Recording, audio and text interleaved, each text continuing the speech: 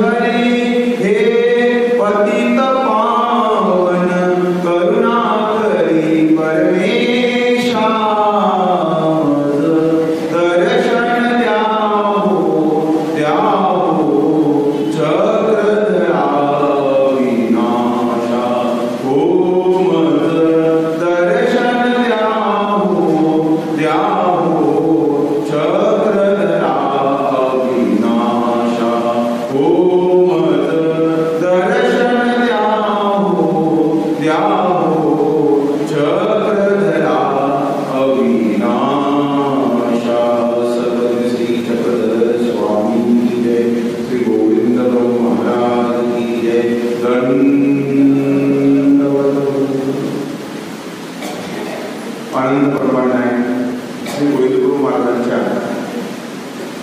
अगाध अगम्य शरीरांचं वर्णन आपण गेल्या 3 सत्रामध्ये पाहिलं. आज 4थ्या सत्रामध्ये आपण प्रवेश करत आहोत. श्री गोविंदगुरु महाराजांनी आपल्या अमोघ आणि अगाध शरीरामधून प्रत्येक प्रसंगावर एक विशेष शिकवण दिल्याचं या ठिकाणी आपल्याला प्रत्येक क्रियामध्ये पाहायला मिळते. श्री गोविंदगुरु महाराजांचं एक वैशिष्ट्य किंवा पुढील जीवाला बळी घडविणे म्हणजे त्या जीवाला स्वतःहून क्रियेचा योग घडवणे हे त्यांच्या चरित्रामध्ये वैशिष्ट्य आपल्याला पाहायला मिळते. गाळाचा गुळू विखरणे, शेजारचा गुळू गाळाभूमी विकावया आणला होता, त्यापासून गोसावी विजे गेले, उडास स्वीकरून घातला आणि तीही नेनता स्वीकरून धरला आणि गोसावी फुकून अटली. म्हणजे कोणीमध्ये वृत्तपत्रामध्ये आलं काही विकण्यासाठी, तर श्रीप्रभूंनी जावं आणि त्यांच्या त्या पदार्थाला चाखावं, उच्चिष्ट करावं, म्हणजे त्या जीवाला घडेल आणि काहीतरी देऊन जातील. मग आता ज्यांना माहीत आहे त्यांनाही, ज्यांनाही श्रीप्रभूची वृत्ती माहीत होती असं वाटतं, त्यांना तर ते तर ॲडजस्ट करून घ्यायचे, परंतु ज्यांना माहीत नाही त्यांच्यामुळे कधी चुकी होऊन जायची. आता कोणीतरी एक गुळ विकणारा दुसऱ्या गावाचा वेदपुरी खूप मोठी बाजारपेठ म्हणून आला असेल विकायसाठी आणि श्रीप्रभूंना काही मात्र ते तो काही श्रीप्रभूंना ओळखत नाही. श्रीप्रभू गेले आणि त्यांनी त्या गाडामधला जो गुळ आहे त्या गुळाला स्पर्श केला आणि तो खूप घ्यायला लागला. तेवढ्यामुळे त्याने निनता तो कोण आहे म्हणून असा हात धरला श्री गोविंदगुरु महाराजांचा, त्या ज्याने गुळ विकायला आणला होता त्या व्यक्तीने, आणि गोसावी फुकून अटली. गोविंदगुरु महाराजांच्या प्रवृत्तीला जर कधी कोणी विरोध केला तर त्यांना राग येत होता. आता आपला एक सामान्य जीव आहे, तर चक्रधर स्वामींनी त्यांच्या लक्षात न येऊ देता अशी पाठीमागून भेट घेतली होती. म्हणजे त्यावेळेस स्वामींनी तिसरी भेट घेतली. श्री गोविंदगुरु महाराजांच्या आमच्या सर्वोच्च चक्रधर महाराजांनी एकूण 3 भेटी घेतल्या. काहीच्यामध्ये 4थी, काही पाठामध्ये आहे, काही पाठामध्ये नाही, पण 3 मात्र निश्चित आहे. सगळ्यात पहिले श्रीगुरुकुल निमित्त ज्ञानशिष्ट स्वीकार करण्याची पहिली भेट. घोड्याच्या शिष्याने गाव जाणला त्याच्या निमित्त स्वामी गोविंदगुरु महाराजांनी भेटी आले. दुसरी भेट आहे वडिलांच्या काठावर, आणि तिसरी पैठण विद्यापुरा जाताना भक्तजनासह स्वामी गेले तेव्हा आळंद तिथे धोब्याचे मोठमोठे ते दगडाचे भांडे, त्या आळंदी म्हणजे त्या अशा दगडाचे भांडे आहेत ते, ज्याच्यामध्ये ते कपडे भिजू घालतात, धुतात ते धोबी लोक, त्या आळंदीच्या ठिकाणी भेट झाली. तर त्या ठिकाणी गोविंदगुरु महाराजांना आमच्या सर्वत्र क्षेमाने मागितलं, म्हणजे मिठीमध्ये असं जवळ घेऊन जर भेट घ्यायला मागितलं गोविंदगुरु देणारच नाही हे स्वामीला माहीत आहे. म्हणून स्वामीने काय केलं की आपली तिसरी भेट आहे, परत आपण येणार नाही, येणार असं तरी असावं म्हणून देवाने काय केलं, गोविंदगुरु महाराजांना असं ते आळंदीकडे खेळून राहिले. इकडे खेळत आले असते कसे, आणि त्यांनी जेव्हा असं मुख फिरवलं आणि ते तिकडे जायला लागले, तर आमच्यासाठी पाठीमागून जाताना त्यांना असं पकडून घेतात वगैरे. आता पाठीमागून पकडलं म्हणजे जवळून भेट घेतली. याच्या अगोदरच्या 2 भेटांमध्ये गोविंदगुरु महाराज अंतराळ आहेत स्वामींच्या. या भेटीमध्ये काय केलं, देवाला काय जवळून भेट घेऊन पाठीमागून धरलं, तर गोविंदगुरु महाराजांना राग आला. अहो मेरा सांडी सांडी म्हणे, सोड मला, काबड धरलं आणि गोसावी कोकून अटले. राग आला त्यांना. डावीने श्रीचरणी भूमी आदळली होती, डावा पाय जोराने आदळला होता. अधर कंपन केले. अधर म्हणजे तुमचा खालच्या ओठाला संस्कृतमध्ये अधर म्हणतात. संस्कृतमध्ये कधी कधी शब्दाचे अर्थ एकदम सरळ सरळ असतात, कधी कधी वाकड्यातून अर्थ काढावे लागतात आणि कधी कधी सरळ अर्थ निघतात. जसं आता तुमच्या या पोटाला अंगठा म्हणतात, याला तर्जनी म्हणतात, याला मध्यमा म्हणतात, ही शेवटची करंगोळी आहे. पण या बोटाला संस्कृतमध्ये नावच नाही आहे, म्हणून याचं नावच आहे अनामिका, म्हणजे नाव नसणारं बोट. तिला अनामिका म्हणतात. याने निगंध लावला. तसं तुमचे दोन बोट आहेत म्हणजे ओष्ठ फूट दोन आहेत. तर त्याचं म्हणणं आहे की हा वरचा बोट जो आहे ना, हा नाकाच्या खालून आहे असा, म्हणजे तो त्याला आधार आहे. वरच्या बोटाला तुमच्या नाकाच्या खालून असल्यामुळे आधार आहे, पण खालच्या बोटाला कुठं आधार आहे? तो तर अधरच आहे ना, म्हणून त्याला अधर म्हणतात. बघा, तो अधरच आहे, खालचा बोट, त्याला आधार कुठे आहे? म्हणून खालच्या बोटाला अधर म्हणतात. पितांबरा बिंब अधर पोचता, असं महर्षी व्यासांनी कृष्ण महाराजांचं वर्णन करताना म्हटलेलं आहे. तर या खालच्या बोटाला अधर म्हणतात. तर तो गोविंदगुरु महाराज काय करतात, अधर कंपन गेले म्हणजे त्यांना राग येतो ना, तेव्हा त्यांचा खालचा ओठ थरथरतो. वेगवेगळे प्रत्येकाचा राग सारखा नसतो. कोणाला राग आला की डोळे लाल होतात, कोणाला राग आला की घाम सुटते म्हणे, कोणाला राग आला की त्याचं शब्द बंद होतात, हातच चालतात असे. कोणाला राग आला की त्याचा अधर कंपन म्हणजे खालचा ओठ थरथर कापते, कोणाचं अंग थरथर कापते. आमच्या सरदेशकडून महाराजांना राग आला की गुडघा थरथरते. जगत स्वामींना राग आला काय होतं माहिती काय? गुडघा थरथर कापायचा. गुडघा ऐसा हवीचे घ्यायचे, जे रुसले देव बुजाऊ काढले. रुसले देव दादोसाला चरित्रामध्ये देव, दादोस, रामदेव, महात्मा असे शब्द आढळतात. तर स्वामींना रागाला त्या एकाच वेळेमध्ये गुडघ्याची एकच वेळ आहे, फक्त स्वामींची संपूर्ण मोठी ज्ञान. स्वामींना राग आला ना, तर स्वामींचा गुडघा थरथर कापायला लागला. म्हणजे वेगवेगळे राग, कोणाला कसा कोणाला कसा. श्रीप्रभूंना जेव्हा राग येतो तेव्हा श्रीप्रभू काय करतात, अधर कंपन करतात. म्हणजे खालचा ओठ जो आहे तो असा थरथर कापला.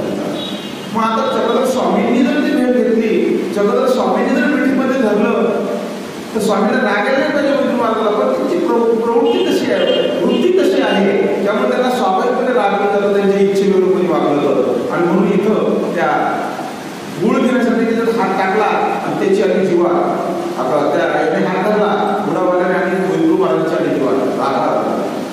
आणि मग गोविंद महाराजांनी काय केलं, श्रीकृष्णाला आणि गोसाई बोकून आणले, श्रीकरे धरुणी उचलून एरी बाहेर गाडा घातला.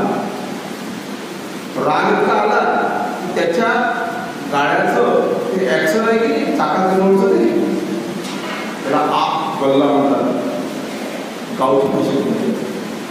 तर तो आग असा धरला आणि असा केला तर पूर्ण गुळच खाली. त्याची काय शक्ती, त्याची शक्ती काय पाहत महाराजांची. तिथं सूर्याला गोरुताईने म्हणतात, आंघोळीला बसले तर थंडी वाजता आंघोळीला वरती आहे म्हणे, मला थंडी वाजली. सूर्याला जर वर बोलला तर त्याची शक्ती काय पाहते. तो गाडा असा उलटला आणि सगळा पूर खाली सांडला आणि निघून गेले.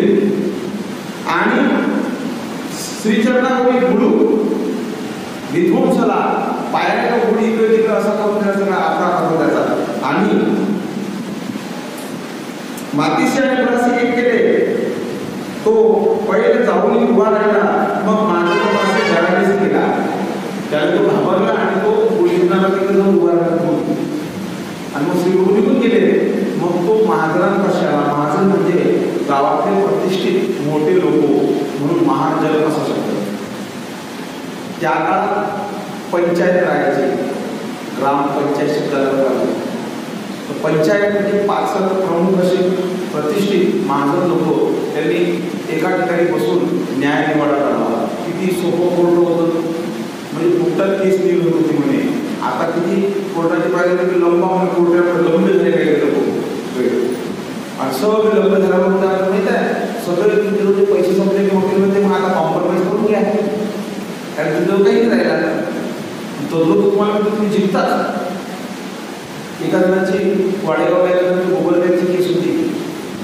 तो 5,000 गोबर गॅस त्याने 70,000 रुपये लागले. वकील म्हणे मागा घेऊस नको म्हणे तू जिंकतच आणि तुला तो म्हणे माझ्या 5,000 मध्ये 70,000 5,000 शिल्लक गेलं आजच्या व्हिडिओनुसार पैसे काढून दिलं तर मग केस लावलं शेवटी त्याला बहुमत बंद करून टाकला.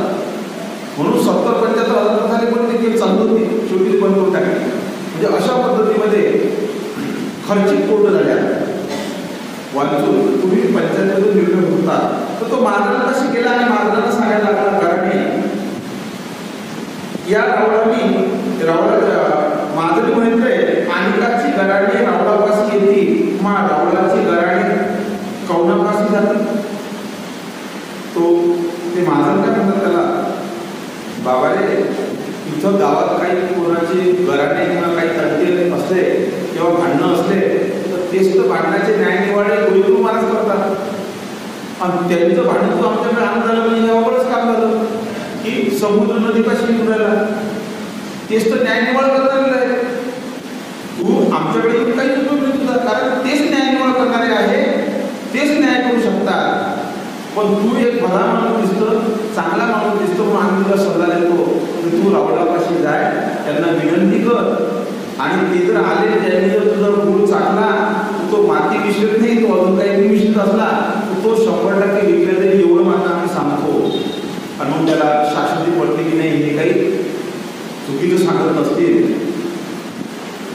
मग रावळ समर्थ घेऊ देते का जरी तुम्हा गुन्हा लागू होता तुम्ही जर घेऊ दिला असेल पण दुप्पटचा लाभ झाला असता पण तुम्ही तसं केलं नाही अजूनही काही वेळ गेली नाही तुम्ही जा आणि रावळाचे विवा मग तो गेला कोसामध्ये विरविले जिजी चालावे अवघा गुरु सावळेला गुरु जमा केला पाटीलांनी खळबळ लावून टाकले आणि गोसाव्याशी दिला त्याशी गुन्हा लागू झाला.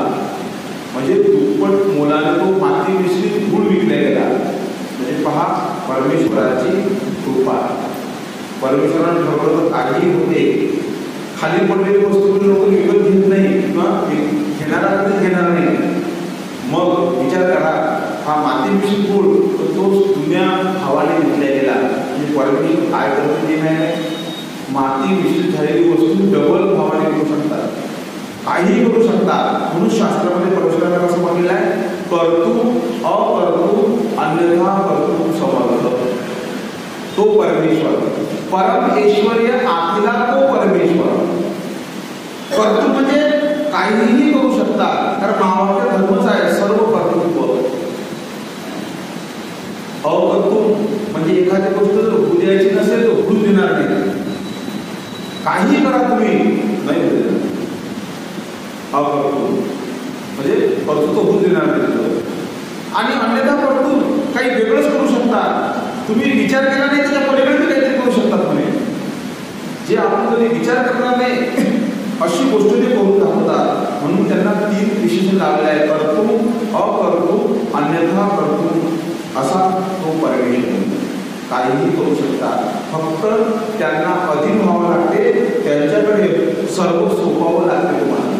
हे मात्र 100% एवढं मात्र तुमचं पाहिजे. तुम्ही समर्पण झाले पाहिजे. तुम्ही समर्पित झाले पाहिजे की देवा हे आता तुमच्यावर सोडलं बरोबर हल काढतात त्याच्यात. मला एक सुंदर प्रसंग महाभारताच्या काळातला आठवतो बदलून की ज्यावेळेस कौरव पांडवांचं युद्ध निश्चित झालं ठरलं की आता युद्ध होणार.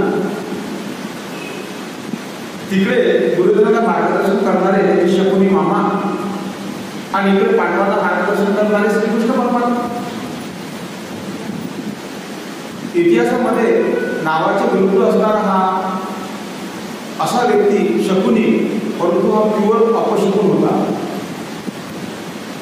हस्तिनापुरासाठी. तर हा काय करतो आपलं डोकं कुठे लावतो पण त्याची कुठील राजनीती मात्र लक्षात घेण्यासारखी आहे. म्हणजे तो डोकं मात्र फार जबरदस्त लावतो. त्याच्यासारखं डोकं कुणाला लावता येत नाही, बुद्धीचा वापर करता येतो कुणाला लक्षात ठेवा. त्याने बुद्धीचा वापर मात्र तंतोतंत 100% केलेला आहे. तो हे मी म्हणतो माझी कुटील राजनीती फक्त कृष्ण महाराजांनी ओळखली आहे, नाही तर कोणाच्या लक्षात येणार नाही मी काय करतो. तो नेहमी म्हणजे नियमावर बोट ठेवते, कार्य वेगळंच करते. क्षत्रियाने नेहमी युद्धाचा आणि दूत खेळण्याचा आमंत्रण स्वीकारलंच पाहिजे असा क्षत्रिय धर्म आहे. म्हणजे क्षत्रियाने युद्धासाठी आमंत्रण दिलं तर स्वीकारलंच पाहिजे, पण दूत जर खेळायला बोलावलं तर गेलंच पाहिजे. या नियमावर ठेवून त्याने युधिष्ठिराला खेळायसाठी बोलावलं आणि युधिष्ठिराला क्षत्रिय धर्माचं पालन करून इथं यावंच लागलं. लोक काय म्हणतात तो धर्मराजा एवढा मोठा धर्मराजा तरी हे तरी कळलं की गतिमत्ता खंडे म्हणून, पण आपल्याला माहित नसते, काही माहित नाही. शेणानं पुढून असं काय आपलं त्याला दूध खेळाचं आमंत्रण दिलं गेलं धृतराष्ट्राकडून आणि एक तर ते मोठ्या बापाचं आमंत्रण आहे. बड्या बाप्पा म्हणजे आपल्या वडिलांचे मोठे भाऊ आणि दुसरी गोष्ट क्षत्रिय धर्माचं आहे, त्यामुळे त्याला जावंच लागलं असं काय. मग त्याच्यात याने स्वतः भाषे खेळायला घेतले, हट्ट केला, हा भाग नंतरचा. हे याला कपट केलं त्याच्यात, पण खेळायला आला तो शास्त्रोक्त पद्धतीने आला, तर काही लक्ष दिलं. यानंतर कपट केलं त्या फास्यांचं, खेळाले फाशी बसवते, तर तो भाग नंतरचा. तर अशा पद्धतीने हा खूप विचित्र आहे. कोणती गोष्ट नियमावर होते.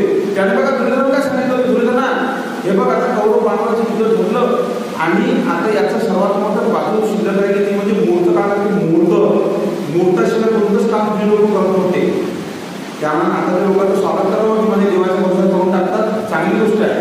काही काही करतात बरं, बाकी अजून जे असे कट्टर नाही आहे ते अजून तुम्ही मूर्त पाहिजे बरोबर मग ते मूर्त पाहतात, स्वतः पाहते, दुसऱ्याला सांगतात की आपल्याला गोष्टी लागतात, हे बरोबर आहे. ते त्यांना माहिती की ऐकतच नव्हते, पाहू की आपण नाटक तुम्ही पाहत नाही, त्यांनी सांगितलं ऐका काय म्हणजे हा नाटक आले तुम्ही असं त्यांनी पाहिलं असे लोक आहे. मूर्त पाहण्याची पद्धत आहे नाव जे ऍक्च्युली खरं आहे ते मी सांगतो, कारण मूर्त पाहण्याची खरंच पद्धत आहे जुन्या काळात. आणि कदाचित सामान्य लोक तर सोडा, राजे रजवाड्याचा विषय मानतात. आम्ही लोक सर्वच अभ्यास करतो, कारण आम्हाला सर्वच अभ्यास ठेवा लागते. प्रवचनकार आणि एखादा व्याख्याता असला कोणता प्रश्न चरित्र नियम नाही, त्यामुळे सगळं घडवून लागते आपल्याला. चरित्रामध्ये बघा 2-3 प्रसंग तुम्हाला सांगतो.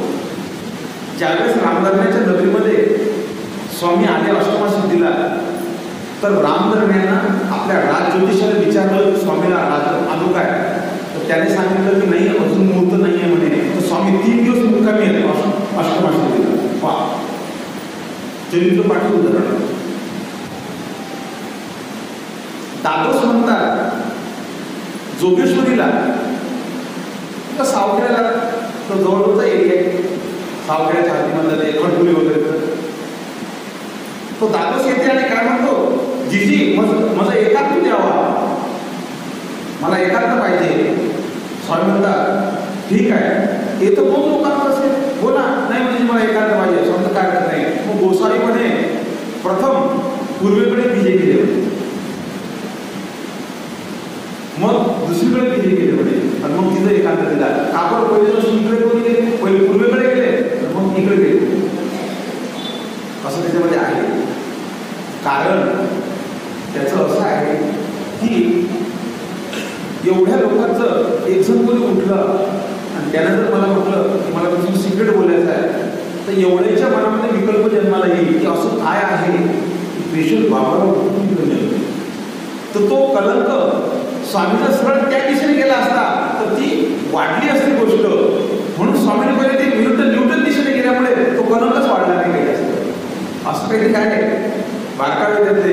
म्हणून असे उदाहरणं दिसतात मुहूर्ताचे, काही आहे विशिष्ट, आणि ते जुन्या काळापासून परंपरा इथपर्यंत की चक्रधर स्वामी म्हणजे पूर्वाश्रमाचे हरिपाठ देव ज्यावेळेस जन्मले त्यावेळेस राजज्योतिषाकडून ज्योतिष पाहिलं त्यावेळेस ते म्हणतात की हा वयाच्या 27व्या वर्षी आपल्या मृत्यूच्या यात्रेला जाईल, म्हणजे मृत्यू स्वीकारेल, मरेल सदैव. म्हणजे त्याची ती कुंडली आणि त्या काळच्या याला प्राधान्य देऊन काहीतरी पाहण्याच्या पद्धती दिसतात. त्याच्या गौतम बुद्धाचे भाकीत वाखाणलं होतं की गौतम बुद्धाला जेव्हा दुःखाचा आघात होईल तेव्हा तो तरुण अवस्थेमध्ये घर सोडून जाईल. तसंच झालं म्हणतात. म्हणजे हे जे कुंडलीशास्त्र काहीतरी आहे विशिष्ट वेळ काळच्या अनुरूप तुमच्या जीवनामध्ये काही प्रमाणात 100% नाही बरं, काही प्रमाणात 30-40-50% काहीतरी भाकीत केल्या जाते. ज्योतिष तुमचं बदलू शकत नाही काही, पण जे आहे ते सांगू शकते. आरसा आहे तुमच्या जर गालावर खूप काळा डाग आहे तर आरसा दाखवून देते की म्हणून ते आरशाने काळा डाग नाही दाखवला, तो तुमचाच त्याच्यात दिसला. तुमचं नाक तर चप्पट आहे समजा तुमचं नाक चप्पट आहे हे आरशाने दाखवलेलं म्हणजे तुमचंच आहे ते. त्याला आरशाने केलं काय चप्पट नाही. ज्योतिष काही नाही करत. ज्योतिष म्हणजे आरसा आणि त्याच्यामध्ये विशेष गणित असतात. तुमची जन्मवेळ आणि त्याच्यासोबत कॅल्क्युलेट करून जे गणित केले जातात त्या गणिताच्या आधारे येणारे उत्तर आहे. तुम्ही जर ग्रामीण भागात असाल, तुमचा जर बैल हरपला, तुम्ही ब्राह्मणाकडे गेले, तो बरोबर प्रश्न कुठली मांडते, काहीतरी सांगते तुमचा बैल आमच्या दिशेला गेला. तर हे गणितशास्त्र आहे. गणिताच्या माध्यमातून ते उत्तर मिळतात. त्या गणिताचा कसं सूत्रामध्ये तुम्ही आकडे टाकले कसं उत्तर मिळते. मॅथमॅटिक्समध्ये सूत्र असतात तसे ते सूत्रानुसार ते सगळे उत्तर मिळतात. असे ते शास्त्र असतात. काही सिद्धी असते, काही शास्त्र असते. अशा पद्धतीने म्हणून काहीतरी प्रकार असे दिसतात.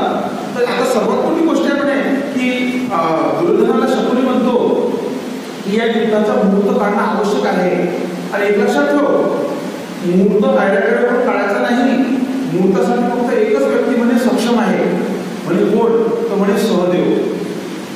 सहदेव म्हणजे पांडवांचा सर्वात लहान भाऊ. दुर्योधन म्हणतो मामा तुमचं डोकंच काम नाही करत. तो म्हणे अरे माझ्या डोक्याचं जरा चांगले कौतुक करतात कृष्ण महाराज, तुम्ही डोकं काम नाही करत. म्हणे तो सहदेव पांडवांचा भाऊ आहे म्हणे तो, आणि तोच आपल्यासमोर युद्ध करणार आहे आणि त्याचं मुहूर्त काढायचा म्हणजे काय चुकीचं मुहूर्त मानायचं काय. म्हणजे तुला हेच तर माहित नाही. तुला अर्धवटच तू मूर्खासारखा आपण वागतं.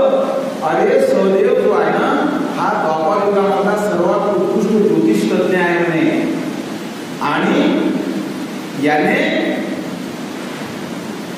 चांगले भाकीत आतापर्यंत सत्य केलेले आहे. म्हणून तू काय कर, एक ब्राह्मणाचा वेश घे आणि त्याच्याकडे जाय, त्याला अमापशी दक्षिणा दे आणि त्याच्याजवळ मुहूर्त काढ. पण लक्षात ठेव त्याने सांगितलेलं भाकीत सत्य होते. म्हणून त्याच्याजवळून द्रोणाचार्याने संकल्प केलेला आहे की तू पर्याय व्यवस्थेनं उत्तर देत जाय, सरळ उत्तर नको देत जाऊ. म्हणजे ज्योतिषशास्त्राचा असा नियम आहे की तुमचं उत्तर जे आहे ते असं कन्फ्यूज ठेवायचं म्हणे, एकदम सरळ द्यायचं नसते. जसं त्याच्यात त्याला दिसते की तुम्ही ऍक्सिडेंटमध्ये 100% मरणार किंवा 99% ऍक्सिडेंटमध्ये मरणार, तर असं कधीच सांगायचं नाही. फक्त त्याला अशी सूचना करायची की गाडी सावधतेने चालव, गाडी व्यवस्थित चालवत जाईल, तुला गाडीचं पासून थोडा धोका होऊ शकते बरं, असं मग ते काम जमते. असं फिरून सांगायला त्याचं जर पाण्यात मरण असेल तर त्याला सांगायचं तू पाण्यापासून थोडा दूर आहे, असं असते ते. तर असं सांगायला लागते. तर मग सहदेव म्हणे मी तर सत्यवादी आहे, मग मी असं कसं काय सांगतो. द्रोणाचार्य म्हणे की फक्त पहिलं ज्योतिष जे आहे ते तू सत्य सांगत जा, म्हणजे जसं तो तसं, आणि नंतर मग पर्याय सांगत जा, म्हणजे तुला कळण लागणार नाही की तू खोटा बोलतो. एक सत्य म्हणजे मग तुझी सुरुवात झाली. त्याच्यात तुम्ही उठल्याबरोबर देवाचं नाव घेतलं, तुमची स्मरण सुरुवात झाली, तुम्ही कमी प्रमाणात करा, सुरुवात झाली. तर असं तू हे कर म्हणे. आणि ही गोष्ट या शकुनी मामाला माहित आहे की हा उठल्याबरोबर सत्य बोलतो म्हणून. याने म्हणे सकाळून त्यामध्ये जायचं म्हणे, त्याच्या दरवाजापासून उभा म्हणे, आशी पिशवी घेऊन म्हणे, आणि त्याला सांग माझं ज्योतिष पाहा लागते. ज्योतिष पाहायला लागला तो म्हणे आसनावर बसला त्याच्या, त्याने सुरू केलं, पंच उघडलं, त्याला म्हणायचं की माझं आणि पांडवांचं धर्मयुद्ध होणार आहे. या युद्धामध्ये पांडव हरले पाहिजेत आणि कौरव जिंकले पाहिजे. ज्योतिषानुसार मुहूर्त काढा. किती लोक आहेत सपोर्ट केला. थंडीचे दिवस आहे, डिसेंबर महिन्यात झाले युद्ध. थंडीचे दिवस आहे. गेला असं पिशवी घेऊन तिथं गेला, त्याला दरवाजा उघडला, सूर्याला नमस्कार केला. त्याच्या दिवसाच्या ज्योतिषाच्या नियमानुसार या बसा. बसल्यानंतर असं पिशवी ठेवली. त्यांनी पण एवढी मोठी पिशवी ठेवली. दान दक्षिणा काय म्हणे, काय करता? तर म्हणे मला योग्य मुक्त काढून पाहिजे. सांगा म्हणे कशाबद्दल? तर म्हणे कौरव पांडवांचं घनघोर युद्ध होणार आहे. तुम्ही ऐकलं काय? म्हणे हो आम्हाला माहिती आहे म्हणे आमचं कौरवांचं युद्ध होणार आहे. तर त्याच्यामध्ये म्हणे कौरव विजयी झाले पाहिजेत म्हणे आणि पांडव हरले पाहिजेत असा मुहूर्त काढा. याचे सारखे विभाग सहदेवाचे. तुम्ही कोण आहे म्हणे?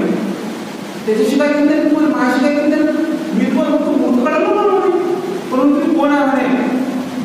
ओळख तुम्ही कोण आहे यानं ओळखलं. दादा तुम्ही म्हणजे हा तुम्ही यावेळी हा मला माहिती तू पहिल्या वेळेला सांगते खरं सांग नंतर पहिल्यांदा सांगतो तर सांग म्हणे आता काय. आता बघा याला म्हणतात धर्मसंकट. आपण साध्या साध्या संकटाला एवढे घाबरतो, फोन करतो, विडा ठेवा काहीतरी करा माझ्यासाठी. हे किती मोठं धर्मसंकट आहे पाहतो. म्हणजे आपल्याच हातानं आपल्या पराजयाचा मुहूर्त काढणे किती अवघड गोष्ट. आणि जर असं नाही करत तर कलंक लागते. सहदेवाच्या पुढे किती मोठा प्रश्न आहे हा. दुःखी झाला पण इलाज नाही काही. जे आपण कर्म आहे ते करायच लागते. आपला जो धर्म आहे तो करायच लागते. शेवटी त्यानं दुःख ते डोळ्यातून अशुद्ध झाला आले काय भगवंत आपली परीक्षा आपण कर्म कुठं परीक्षा पाहिजे आपली काय करा माणसाने काही समजत नाही म्हणे. जिथं तिथं गेलं म्हणे की हा शकुनीचा काटा आहे म्हणे. आता किती एवढं संकट आलं. तुला म्हणतो लवकर काढा मला उशीर आला, मला युद्धाची तयारी करायला लागते. ठीक आहे रिकामा तुमच्यासारखा तुम्ही 5-5 जण पण मी तिथे ज्येष्ठ आहो ना श्रेष्ठ माझ्याकडे काही हालत नाही तिथं. हा म्हणे शेवटी त्याला गडबड बंधून मुहूर्त काढला. अचूक मुहूर्त काढला की ज्या वेळेस पौर्णिमा जी असते ती काळीमा रहित असते. म्हणून काळीमा रहित करणारा आणि शुद्ध असा प्रकाश देणारं हे युद्ध आहे.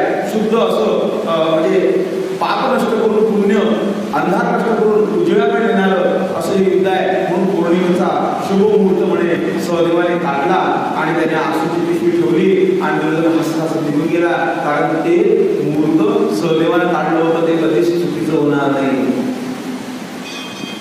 कारण तुम्ही महाभारत पाहिलं, तुम्हाला महाभारताच्या थोड्याफार गोष्टी माहीत असतात. परंतु मी भरपूर महाभारत वाचले. म्हणजे महाभारताचे वेगवेगळे पुस्तक आहे. दाक्षिणात्य पद वेगळी, इकडे उत्तराकडे त्या पद वेगळी, इकडची वेगळी, असे वेगवेगळे मतांतर आहे त्याच्यामध्ये. तर एक मत असं विचित्र आहे. तुम्हाला सांगितलं तुम्ही बाबा काही सांगते. पण कसा प्रसंग आला की मात्र ते सांगितल्याशिवाय होत नाही. कारण तितकं वाचन आहे त्याचं आपल्याला वेळेवर ते आठवते म्हणून आपण सांगतो. याच्यामागे एवढी मोठी भयानक गोष्ट म्हणतात की पंडू राजा एक महान योद्धा, शास्त्रोक्त, जाणकार एक तो महापुरुष होता म्हणे पंडू राजा. फक्त त्याला एक स्वस्त त्याचा खराब राग होतं. कारण व्यासाच्या श्रीमूर्तीकडे पाहून व्यासाच्या मूर्तीकडे पाहून त्याच्या आईचे डोळे दिपले म्हणून त्याचं स्वस्त खराब निघालं होतं. अजून पंडू चक्रवर्ती खूप त्याने संपूर्ण त्यावेळेस भारतवर्ष जिंकला. चक्रवर्ती पण त्याने प्राप्त केलं होतं म्हणून युधिष्ठिराला मिळावं असा सर्वांचा आग्रह होता. धृतराष्ट्राला आयत्या मिळावं नावावं बसला होता म्हणून त्याने खूप काही मिळवलं होतं. तर तोही ज्योतिषाचा सर्व उत्कृष्ट ज्ञान जाणता होता.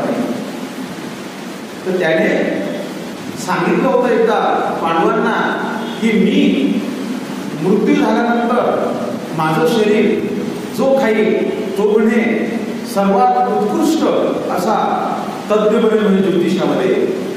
तर ज्यावेळेस पंडू राजा सरले त्यावेळेस ते चारी भावांनी निराकरण केलं की अशक्य असं होणंच नाही.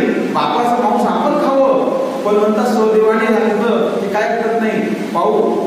मग याने म्हणतात त्यांनी त्यांच्या पुढे जाता येत नाही म्हणून याने काही ऐकलं नाही. मग ते दफन केलं. त्यानंतर ते काढून खाऊन घेतलं. म्हणून तो सर्वोत्कृष्ट तज्ञ बनला म्हणे, असं ही काही आख्यायिका आहे. जशा म्हणतात की भीमानं जरासंध मारला होता, तो जरासंधाच्या हाडकाच्या त्या शकुनीनं म्हणे फासे तयार केले होते. तर त्यावेळेस तो फासे म्हणे ज्यावेळेस टाकत जाय, तो साप मारत होता म्हणे. तर भीम ज्यावेळेस त्याच्याकडे रागराला पाहिजे की साप पडले नाही पाहिजे, तर त्या बोटाने नंतर काढत होता. कारण त्याला जरासंध मारला तर त्या हड्ड्यात अजून मी त्याचा रोष होता म्हणे त्या भीमाचा, म्हणून त्याने त्याचे बनवले होते, असंही मतमतांतर आहे म्हणे. म्हणून जेव्हा तो कल्ला करत होता म्हणे भीम, तेव्हा ते फासे उलटे उलटे पडत म्हणे. तर म्हणून त्या दुर्योधनाने सांगितलं की तू घेऊन राहिला या भीमाला बोलू देऊ नको. युधिष्ठिर त्याला म्हणते थांब, शांत बसून बोलू नको. त्याच्या बोल्याच्या पाठीशी ते गोट्या पडत होत्या म्हणे. कारण भीम म्हणजे भीम कर्म रूपोदर, भयंकर कर्म त्याचे होते. म्हणून त्याला गोटे कापले असंही काही म्हणतात. तर असा एक मग माझ्या वाचण्यात केलेलं आहे. म्हणून म्हणतात त्याचा पुत्र अचूक होता. आणि मग दुर्योधन हसत निघून गेला आणि सहदेव जो आहे तो बिचारा दुःखी होऊन आपल्या दादाकडे युधिष्ठिराकडे गेला आणि रडायला लागला. युधिष्ठिराकडे जवळ घेतलं, पूर्वाडलं, काय करून राहिला म्हणे तू, असं काय झालं म्हणे. दादा आपलं भाग्य खूप खराब आहे म्हणे, आपल्या जीवनात वनवास केला होता म्हणे, आता काही आपल्या जीवनामध्ये सुख नाही म्हणे, याच्यात म्हणे आता आपल्या या युद्धामध्ये काही आपल्याला विजय मिळणार नाही म्हणे. तुम्ही असं काय झालं म्हणे, तू आधीच कसं का भाग्य करून राहिला. नाही म्हणे आज माझ्याकडे दुर्योधन आले होते म्हणे. मग दुर्योधनाने मला मुहूर्त काढायला लावला म्हणे. म्हणे मी मुहूर्त काढला, तुम्हाला माहिती आहे म्हणे अचूक करतोस कोणती गोष्ट म्हणे. मग त्या कसा मुहूर्त काढला म्हणे, मी असा मुहूर्त काढला की आपण हारलो पाहिजे आणि ते कौरव विजयी झाले पाहिजे. युधिष्ठिराने डोक्याला हातात आणले, देवा कुठे कुठे आमची परीक्षा आहे, किती अवघड परिस्थिती आहे सांगा बरं.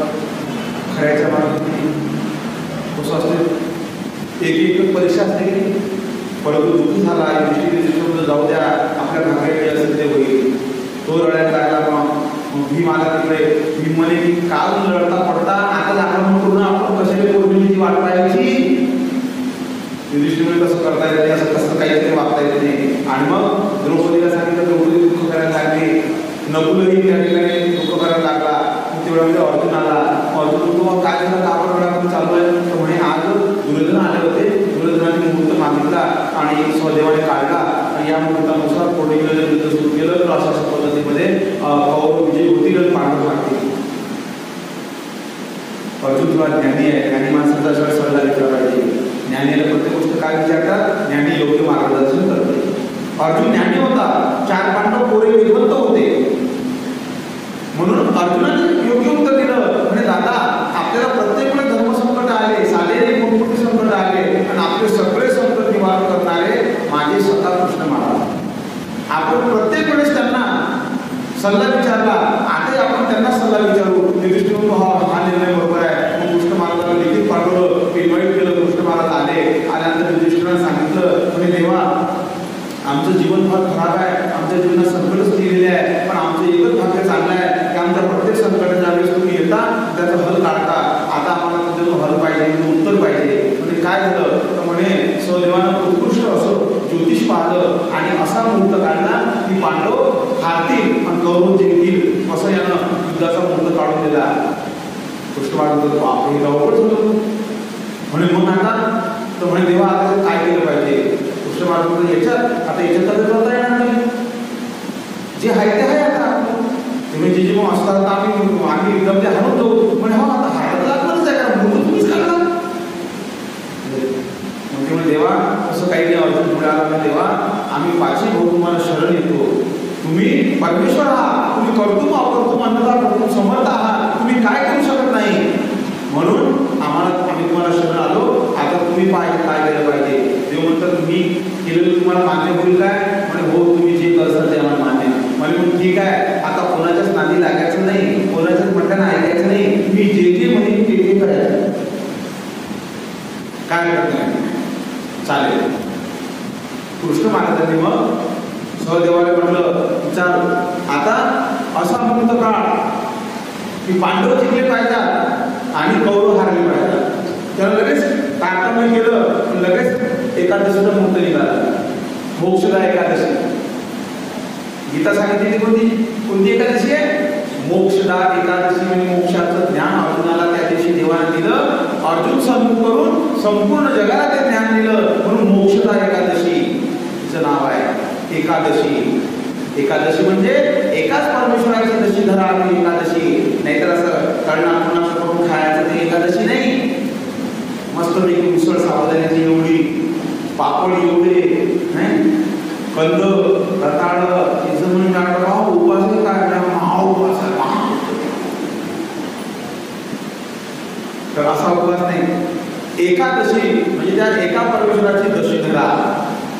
कृष्ण म्हणतात मयाध्यक्ष प्रकृती श्रीराधरम हे गुणाने म्हणजे माझ्या अध्यक्षाने काही सर्व चालते त्यामुळे काय हरकत नाही. मग म्हणे हा काढला म्हणून मुहूर्त कोणता काढला?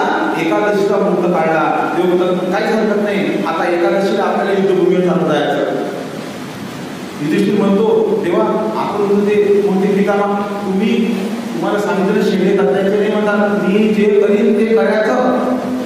मग युधिष्ठिरने काय करत नाही. मग काय पाठवते एकादशीला स्वामीने काय केलं तिथं गेले आणि लगेच तो झेंडा घेतला लाल मस्तपैकी आणि त्या ठिकाणी उभे राहिले सैनिक सगळे तिकडे. मग काय झालं? कोणीच नाही ते कारण युद्ध तर ते पौर्णिमेला ठरवलं होतं कोण येणार आहे. आणि मग तिने कृष्ण महाराज काय केलं थोडा वाट पाहिली आणि मग अर्जुना म्हणतात इकडे लिपी बोलायला रायटर कपडा घेतला त्या काळात कागद होते ते कपडा घेतला आणि कपड्यावर लिहिलेला आहे की ठरल्याप्रमाणे कौरव पांडवांचं युद्ध आजपासून सुरू होणार आहे. तुम्ही युद्धासाठी ताबडतोब युद्धभूमीवर या. अर्जुनामध्ये बाणाला हा कपडा होणार आणि बाण त्या कौरवांच्या हद्दीमध्ये सोड. त्याने बाण सोडला तो बाण पडला तर ते काय कपडा आला त्याच्यावर काय लिहिलेलं आहे संदेश आला म्हणून पाहिल्यानंतर त्या सैनिकाला तो संदेश घेतला आणि सेनापतीकडे दिला. सेनापतीला तो प्रमुख सेनापती भीष्मदेवाकडे नेला. भीष्मदेवाला पाहिला युद्धाची तयारी झालेली आहे आणि तुम्ही युद्धासाठी या. होय भीष्म म्हणला हे काय झालं? अरे युद्ध तर पौर्णिमेला सुरू होणार हे आज एकादशीच आहे काय काय कशी काय गडबड झाली काय? तरी ते द्रोणाला दाखवलं म्हणजे आज ज्योतिषाबरोबर आज कोण आपण एकादशी म्हणजे पुणे कसं काय झालं? त्यांनी लिपी बोलायला लिहा तुमचा काहीतरी गैरसमज झाला. आज पौर्णिमा नाही आहे, युद्ध पौर्णिमेला ठरलेलं आहे आणि युद्ध हे पौर्णिमेच्या दिवशी सुरू होईल म्हणून तुम्ही युद्ध सैनिक वापरून जावे. त्यांनी बाण टाकले याच्या हाती. यांनी याच्या सैनिकांचा बाण टाकला आणि याच्या सेनापती दुष्योधनकडे दिला. दुष्योधन म्हणतो कृष्ण महाराजाकडे दिला आणि त्याचं ते पाहिलं. कृष्ण महाराजांच्या युधिष्ठिरला बोलावलं तुमचा गैरसमज झालेला आहे. आजचीच पौर्णिमा आहे तुम्ही ताबडतोब या आणि युद्ध सुरू करा. आणि खाली म्हणजे माझा संशिका श्रीकृष्ण आता बोल आता विचार करायला पाहिजे. पहिला असा होता संदेश पण आता कृष्ण महाराज संशिका आहे. अंतिम बाण टाकला सेनापतीकडे दिला. भीष्मानं वाचलं की तुमचा काही गैरसमज होता आजचीच पौर्णिमा आहे तुम्ही ताबडतोब या. कृष्ण महाराज बोलवलं नाही आता जावं लागलं कारण युग खुश आहे. मग आल्यानंतर भीष्मदेव आले. कृष्ण महाराज पुढे गेले. आता ते ज्येष्ठ आहेत. नमस्कार चमत्कार झाला. कृष्ण महाराज म्हणतात मग भीष्मदेव म्हणतात कृष्ण महाराज म्हणतात तुम्ही काय नवीन काय लीला करता की आज तुमची काय लीला चालू आहे बरं? आज एकादशी आहे म्हणे आणि तुम्ही पौर्णिमेचं असं काऊन करायला तुम्ही पितामा आज आहे ना पौर्णिमाच आहे म्हणजे कशी काय तुम्हाला पण खोटं वाटत असं म्हणे आमच्या राज्याची सांगून आला म्हणे की आज नाही म्हणे आपल्याकडचं इकडचं काहीतरी प्रॉब्लेम होऊ शकते म्हणे. स्वर्गातलं ज्योतिष आपल्याची भाडी गेली म्हणे आपण स्वर्गातून विचारू म्हणे. मग भीष्म तो स्वर्गातला देवता होते ब्रह्मणसला काय पान धरला. देवगुरु बृहस्पतीकडे सोडला तिकडे. देवगुरु बृहस्पतीला सांगितलं की तुमच्या पंचांग पहा. पंचांग पद्धतीमधून पंचांग सगळीकडे सारखं असते बरं काय. वैशिष्ट्य म्हणजे काश्मीरला पाहिलं तेच निघते निघतं पाहिलं तेच निघते त्यात बदल होत नाही. तिथं देवची पौर्णिमा आहे आणि भीष्मदेव म्हणतात की आमचा राज्य आज एकादशी आहे त्या दोघांमध्ये आमच्यामध्ये वाद सुरू झालेला हा मिटवण्यासाठी तुम्हाला यावं लागेल. तुम्ही याच्यामध्ये तटस्थ करा. देवगुरु बृहस्पतींनी त्या ठिकाणी ते त्याच्याकडे नेल्यानंतर त्यांनी पाहिलं. त्यांनी पण आज पूर्ण एकादशी हे काय कृष्ण महाराज नवीन नाटक लावला पौर्णिमा म्हणून काय प्रकार आहे तेवढं नाही काय करते. मग त्यांनी लिखित पाठवलं कृष्ण महाराजांना किंवा तुमचा काहीतरी गैरसमज झालेला आहे तुम्ही एकदा परत चेक करा. आज एकादशीच आहे आणि त्यामुळे आज पौर्णिमा नाही आहे त्यामुळे युद्धाला 4 दिवस वेळ आहे. ते लिखित पाठवलं. भीष्मानं दाखवलं पहा कृष्ण असं आहे काय आणि ते काल लिहिलं बरं त्या देवगुरु बृहस्पतींना म्हणतात की तुम्ही जर सांगून राहिले की आजची पौर्णिमा आणि आजची एकादशी आहे तर उठापासून शिड्या लागू नका, इथं येऊन सांगा आम्हाला. आणि तुम्ही एकटे जाणार, तुमचे काय असेल सगळं तुमची मेजॉरिटी घेऊन या. आम्ही कोणी साक्षी असल्याशिवाय आम्ही सत्य मानणार नाही. कागदी घोडे आम्ही नाचवणार नाही. आम्हाला तुम्ही साक्षीला येऊन सांगा. आणि तुम्ही जेव्हा सर्वांच्या समोर सांगसाल की आजची पौर्णिमा नाही आहे तेव्हाच आपण तोपर्यंत जाणार नाही. मग तिकडे कॉन्फरन्स झाली किंवा कृष्ण महाराज असं म्हणतात किंवा आपल्याला जावंच लागेल म्हणतात, तुम्ही सगळं तिथं देऊ नको. सगळे ते 33 कोटी किती आहे काय माहिती त्याच्या शास्त्रानुसार ते सगळे आले म्हणतात तिथं. पण आल्यानंतर कृष्ण महाराजांची तयारी झाली. सगळं जर विचारात वाटतं की काय करून राहिले आहेत, पण कृष्ण महाराजांचं त्याचं म्हणजे ते अन्यथा भरपूर समर्थ द्यायचे, बराबरी कोण करू शकते, ते काही करू शकतात. आणि सगळे त्या ठिकाणी आले. सगळ्यांचं त्या ठिकाणी काय असेल ते मेजवानी वगैरे सर्व उठून दिलं. आणि मग कृष्ण महाराजांनी त्या सभेमध्ये त्यांना देवगुरु बृहस्पतीच्या अध्यक्षतेखाली धर्मसभा झाली. आणि त्याच्यामध्ये म्हणतात की आम्हाला आज युद्ध सुरू करायचं आहे म्हणे, कारण आजचीच हे आहे म्हणे पौर्णिमा आहे. तेव्हा देवगुरु बृहस्पती म्हणतात नाही, तसं नाही, आज एकादशी आहे. पौर्णिमा जी आहे तिला अजून 4 दिवसाचा वेळ आहे म्हणे. कृष्ण महाराज म्हणतात की पौर्णिमा म्हणजे काय, व्हॉट इज पौर्णिमा. बघा इथून सुरुवात होता की पौर्णिमा कशाला म्हणतात. देवगुरूला प्रश्न केला कृष्ण महाराजांनी, तेव्हा ते म्हणतात पौर्णिमा म्हणजे पश्चिमेकडे सूर्य अस्ताला जात असतो आणि पूर्वेकडून चंद्र निघालेला असतो. सूर्य अस्ताला जातो आणि चंद्राचा उदय होतो. दोघेही समोरासमोर येतात 90च्या कोणामध्ये, 180च्या कोणामध्ये म्हणा, 180च्या सरळ असे जेव्हा समोरासमोर येतात चंद्र आणि सूर्य, त्यावेळेस ती पौर्णिमा असते. कृष्ण महाराजांनी टाळ्या वाजवल्या. ते म्हणतात वा वा वा, किती सुंदर व्याख्या करून दाखवली म्हणे की चंद्र आणि सूर्य समोरासमोर येतात त्याला पौर्णिमा म्हणतात. मग ज्यावेळेस चंद्र आणि सूर्य समोरासमोर आले तोच पौर्णिमेचा क्षण असतो. मग या ठिकाणी आज आपल्या या युद्धाच्या होकारासाठी साक्षात स्वर्गातले चंद्र सूर्य आलेले आहे आणि हे समोरासमोर आहे. म्हणून आजच्या सारखा मुहूर्त पुढे राहणार काय नाही, म्हणून आजच युद्ध सुरू केलं पाहिजे म्हणे. बघा हे चंद्र सूर्य आलेले आहे आणि समोरासमोर जर आहे मग युद्धाला काय अडचण आहे. हे बरोबर आहे, कारण दोघे जण समोर येईल म्हणून मग युद्ध सुरू करा. म्हणून मग युद्ध सुरू केलं बंधूंनो. आणि मग युद्धामध्ये पांडव विजय झाले, कौरव हारले. हा एकाच लोक बनाले, एवढं लोक विजय बनाले. म्हणून कर्तुम अकर्तुम अनथा कर्तुम समर्थ. म्हणून पांडव जिंकले आणि कौरव हारले. म्हणून देवावर सर्व सोडून द्यायचं. तुम्हाला काय करायचं ते करा, ते बरोबर करतात. सीधी उंगली से घी नहीं निकलता तो टेढ़ी उंगली से निकालते हैं वो. त्यामुळे त्या परमेश्वराकडे सोडून द्यायचं. तो बरोबर करते, त्याला सगळं कळते, तो समर्थ आहे, तो सर्वज्ञ आहे, तो सर्व काही करते. म्हणून म्हणतात मग पांडव विजय झाले. असंही व्याख्यान त्या ठिकाणी आलेलं आहे. म्हणून विचार करा. म्हणून परमेश्वरावर ज्यावेळेस सोडलं तर परमेश्वर काही ना काही त्यातलं उत्तर काढतात. कारण सृष्टीच त्यांची आहे. मया दक्षिण सृष्टीचे सचराचर, माझ्या आदेशाने सृष्टी चालते. म्हणून परमेश्वर काय करू शकतात. तर या ठिकाणी माती मिश्रित झालेला गुळ जेव्हा सुप्रभूंनी चांगला आणि त्याच्या हातात दिला, हे म्हणे तो जुन्या भावाने विकला गेला. म्हणजे परमेश्वर मातीची सुद्धा सोनं करू शकतात, माती मिश्रित गुळाला भाव आणू शकतात. हे परमेश्वराचं सर्वात मोठं आग्रह वैशिष्ट्य आहे असं या वेळेमध्ये आपल्याला पाहायला मिळते. आणि म्हणून श्री प्रभू असे चमत्कार करत होते. उद्याचे स्वीकारू देवते एकी वासना 4 खाली.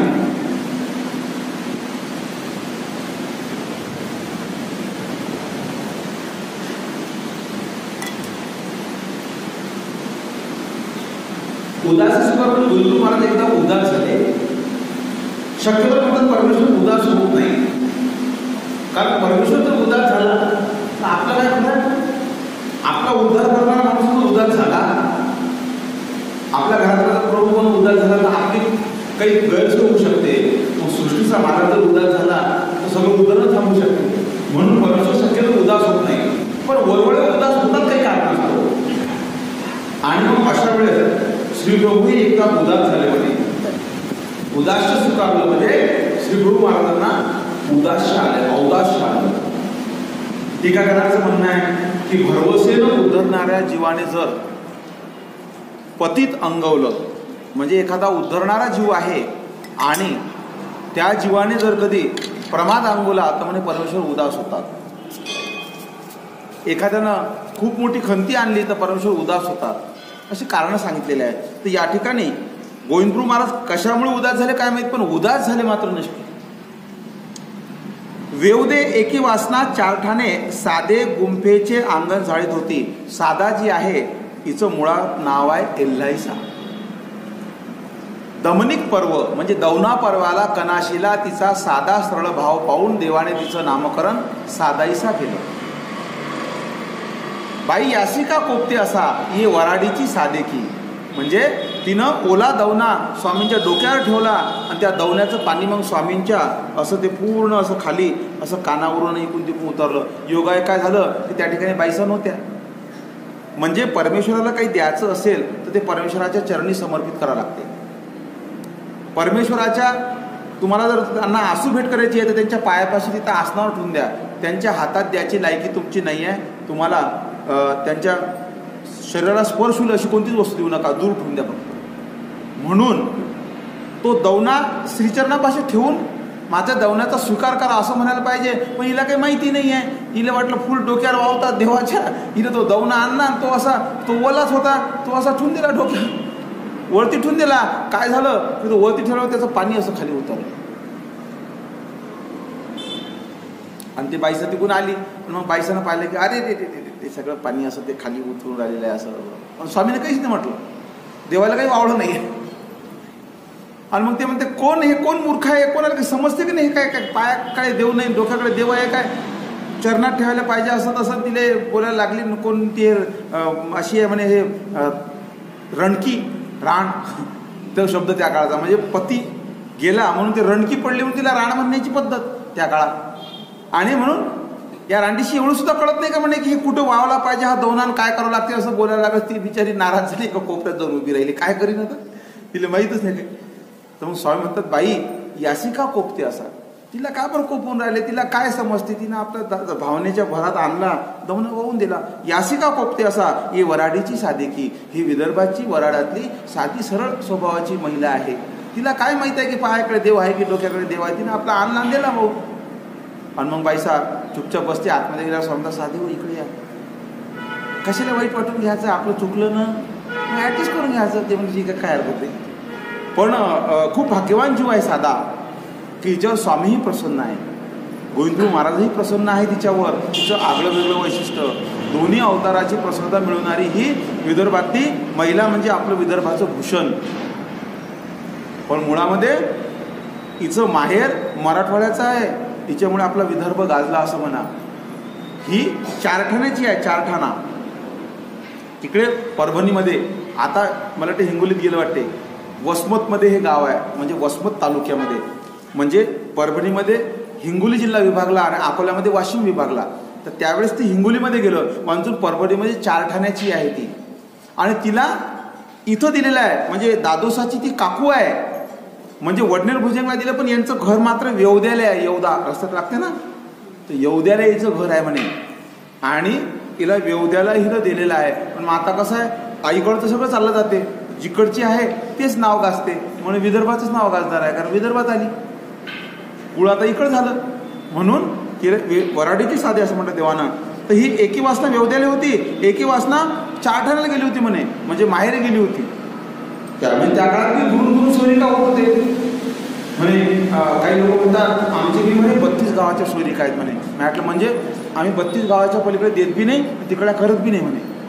म्हटलं हा हे बरोबर आहे तुमचं. तर त्या काळात बी ह्या जुन्या जुन्या सोयरिका आहेत जुन्या. आणि आता तर विदेशातच असतात डायरेक्ट, एक सोयरा विदेशात, एक इकडे, एक भारतात, एक तिकडे. नाही तर पूर्वी मात्र म्हणतात विशिष्ट चाकोरीच्या बाहेर मुली देत नव्हते आणि करत नव्हते म्हणे. आता त्या काळात बी समजा दूरदूरून संबंध होत होते, हे याच्यात दिसते असं या चरित्रावर. तर चारठाण्याला होती एकी वासना, वेवद्याला होती, अंगण झाडीत होती. तव रुद्राहुनी एके आली, त्या ती साधी पुसिले, आमचे राऊळ नेकीने राज्य करत असते. तर कोणी जरी रिद्धपुरून आलं, मग वेवद्याला आलं की चारठाणा, हे मतभेद आहे. पण ती अंगण झाडत असताना कोणतरी आलं आणि मग तिने विचारलं कुठून आले, तर नाही रिद्धपूरची यात्रा करून आलो. असं काय म्हणे. राऊळ कसे आहेत, आपण म्हणतो ना, काय म्हणते त्यांची तब्येत वगैरे, एखादं का तुम्ही कुठून आले, अमक्याला भेटून आलं, काय म्हणते त्याची तब्येत वगैरे आपण विचारतो की नाही. तसे आमचे राऊंड निकेने राज्य करत असते, कसं काय चालू आहे. आमचे राऊंड निकेने राज्य करत असते. ती म्हटले ना, रावडी उदास स्वीकारले असे. म्हणजे त्या भक्तांना काय सांगितलं की नाही, राऊळ चांगले नाही आहेत, ते उदास झालेले आहेत म्हणे. आता माझा देव उदास झाला म्हणून बघा हिचं म्हणजे हे गडबडली एकदम. म्हणजे याला म्हणतात प्रेम, की साधाचं गोविंदप्रभू महाराजांवर किती प्रेम आहे की आपले देव उदास झाले. ती एकदम अशी घाबरली. 11 उपवास पडले. त्याला अजून पुढे माहिती दिली की म्हणे 11 उपवास पडले म्हणे. म्हणजे 11 दिवस झाले म्हणे, अजून काहीच खाल्लं नाही म्हणे श्रीप्रभूंनी. मग आता असं म्हटल्यावर तर ती एकदमच घाबरली की बा देव का बरं उदास झाले, काय झाले. भक्ताजुनी इवलाली तोंडे केली असती. त्या भक्तांना माहिती दिली की सगळे भक्तजन उदास स्वामी झाल्यामुळे छोटे छोटे तोंड करून बसलेले आहेत, आपले वाढलेले तोंड करून. कारण देव जेवत नाही तर मग आता काय उपयोग राहिला. म्हणून सगळे दुःखी झालेले आहेत आणि सगळेचे सगळे दुःख करत आहेत. ऐसा तैसीची साधे पालवेसीची निघाली. म्हणजे तिला जसं माहीत पडलं तर तिने तशीच निघाली म्हणे. आता आपण काही तयारी करतो की नाही, एखादा ड्रेस सोबत घेऊ किंवा काही शिदा आटा लागेल रस्त्यात बघू, त्या काळात काय हॉटेल होते, काय होतं, काही नव्हतं, पैसाही नव्हता, त्यामुळे सगळं शिदा आटा सोबत घ्यायला लागेल. पण तिनं काही तयार नाही करता तशीच निघाली. याला म्हणतात प्रेम. जशी सावळापूरची लेकी तशीच निघाली की नाही. सावळापूरच्या लेकीला जेव्हा माहीत पडलं की गोविंदप्रभू महाराजांनी निजधामाला विजय केले, तशीच निघाली म्हणतात ते. तिनं काहीच हे नाही केलं, माझं माहेर गेलं म्हणून ती तशीच रळत पळत निघाली म्हणे. सेम साधाची कंडिशन तशीच आहे. मागचा पुढचा विचार न करता फळा दिला फेकून आणि तशीच निघाली म्हणे. का तर गोविंदप्रभू महाराज उदास झाले म्हणून. आणि 11 दिवस झाले देव जेवले नाही म्हणून लगेच निघाली म्हणे. याला म्हणतात भक्ती, याला म्हणतात प्रेम. आणि चालायला लागली. तैशी साधे पालवची निघाली, विडीची राहती. मग आता बाईची जात आहे, दिवसभर चालत होती. तिला कळलं तेव्हापासून संध्याकाळपर्यंत चालली. पण संध्याकाळी आता कुठेतरी थांबाच लागेल मुक्कामी. म्हणून ऐशी थू गावाशी आली. म्हणजे पूर्णानगर, त्याचं जुनं नाव थू गाव. थू गावाशी आली आणि वाट चुकली, म्हणजे रस्ता चुकली. पाव अवटळला, म्हणजे पाय लचकला तिचा. कारण जाड शरीर आहे आणि जास्त जोराने चालायला लागल्यावर पडली असेल किंवा पाय दुमटला असेल.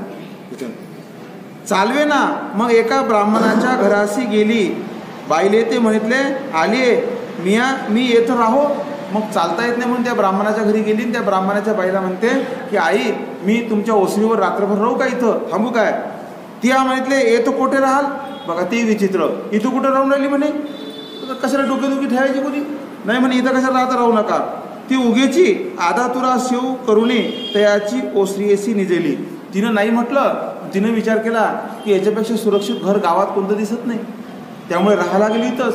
जरी नाही म्हटलं तर बाहेरच राहू, काय करायला लागते, रात्र काळ नाही फक्त. म्हणून तिथंच बसली. तव तिचा वैरेतू बाहेरेकडून आला. तिचा नवरा संध्याकाळच्या वेळेस आला असेल, तू कुठं कामाला गेला असेल किंवा काय असेल तर. आणि मग त्याने पाहिलं. त्याने बायले ते पुसले. एक कवणे निजेली असती. आपल्या ओट्यावर कोण झुकलेलं आहे बाहेर.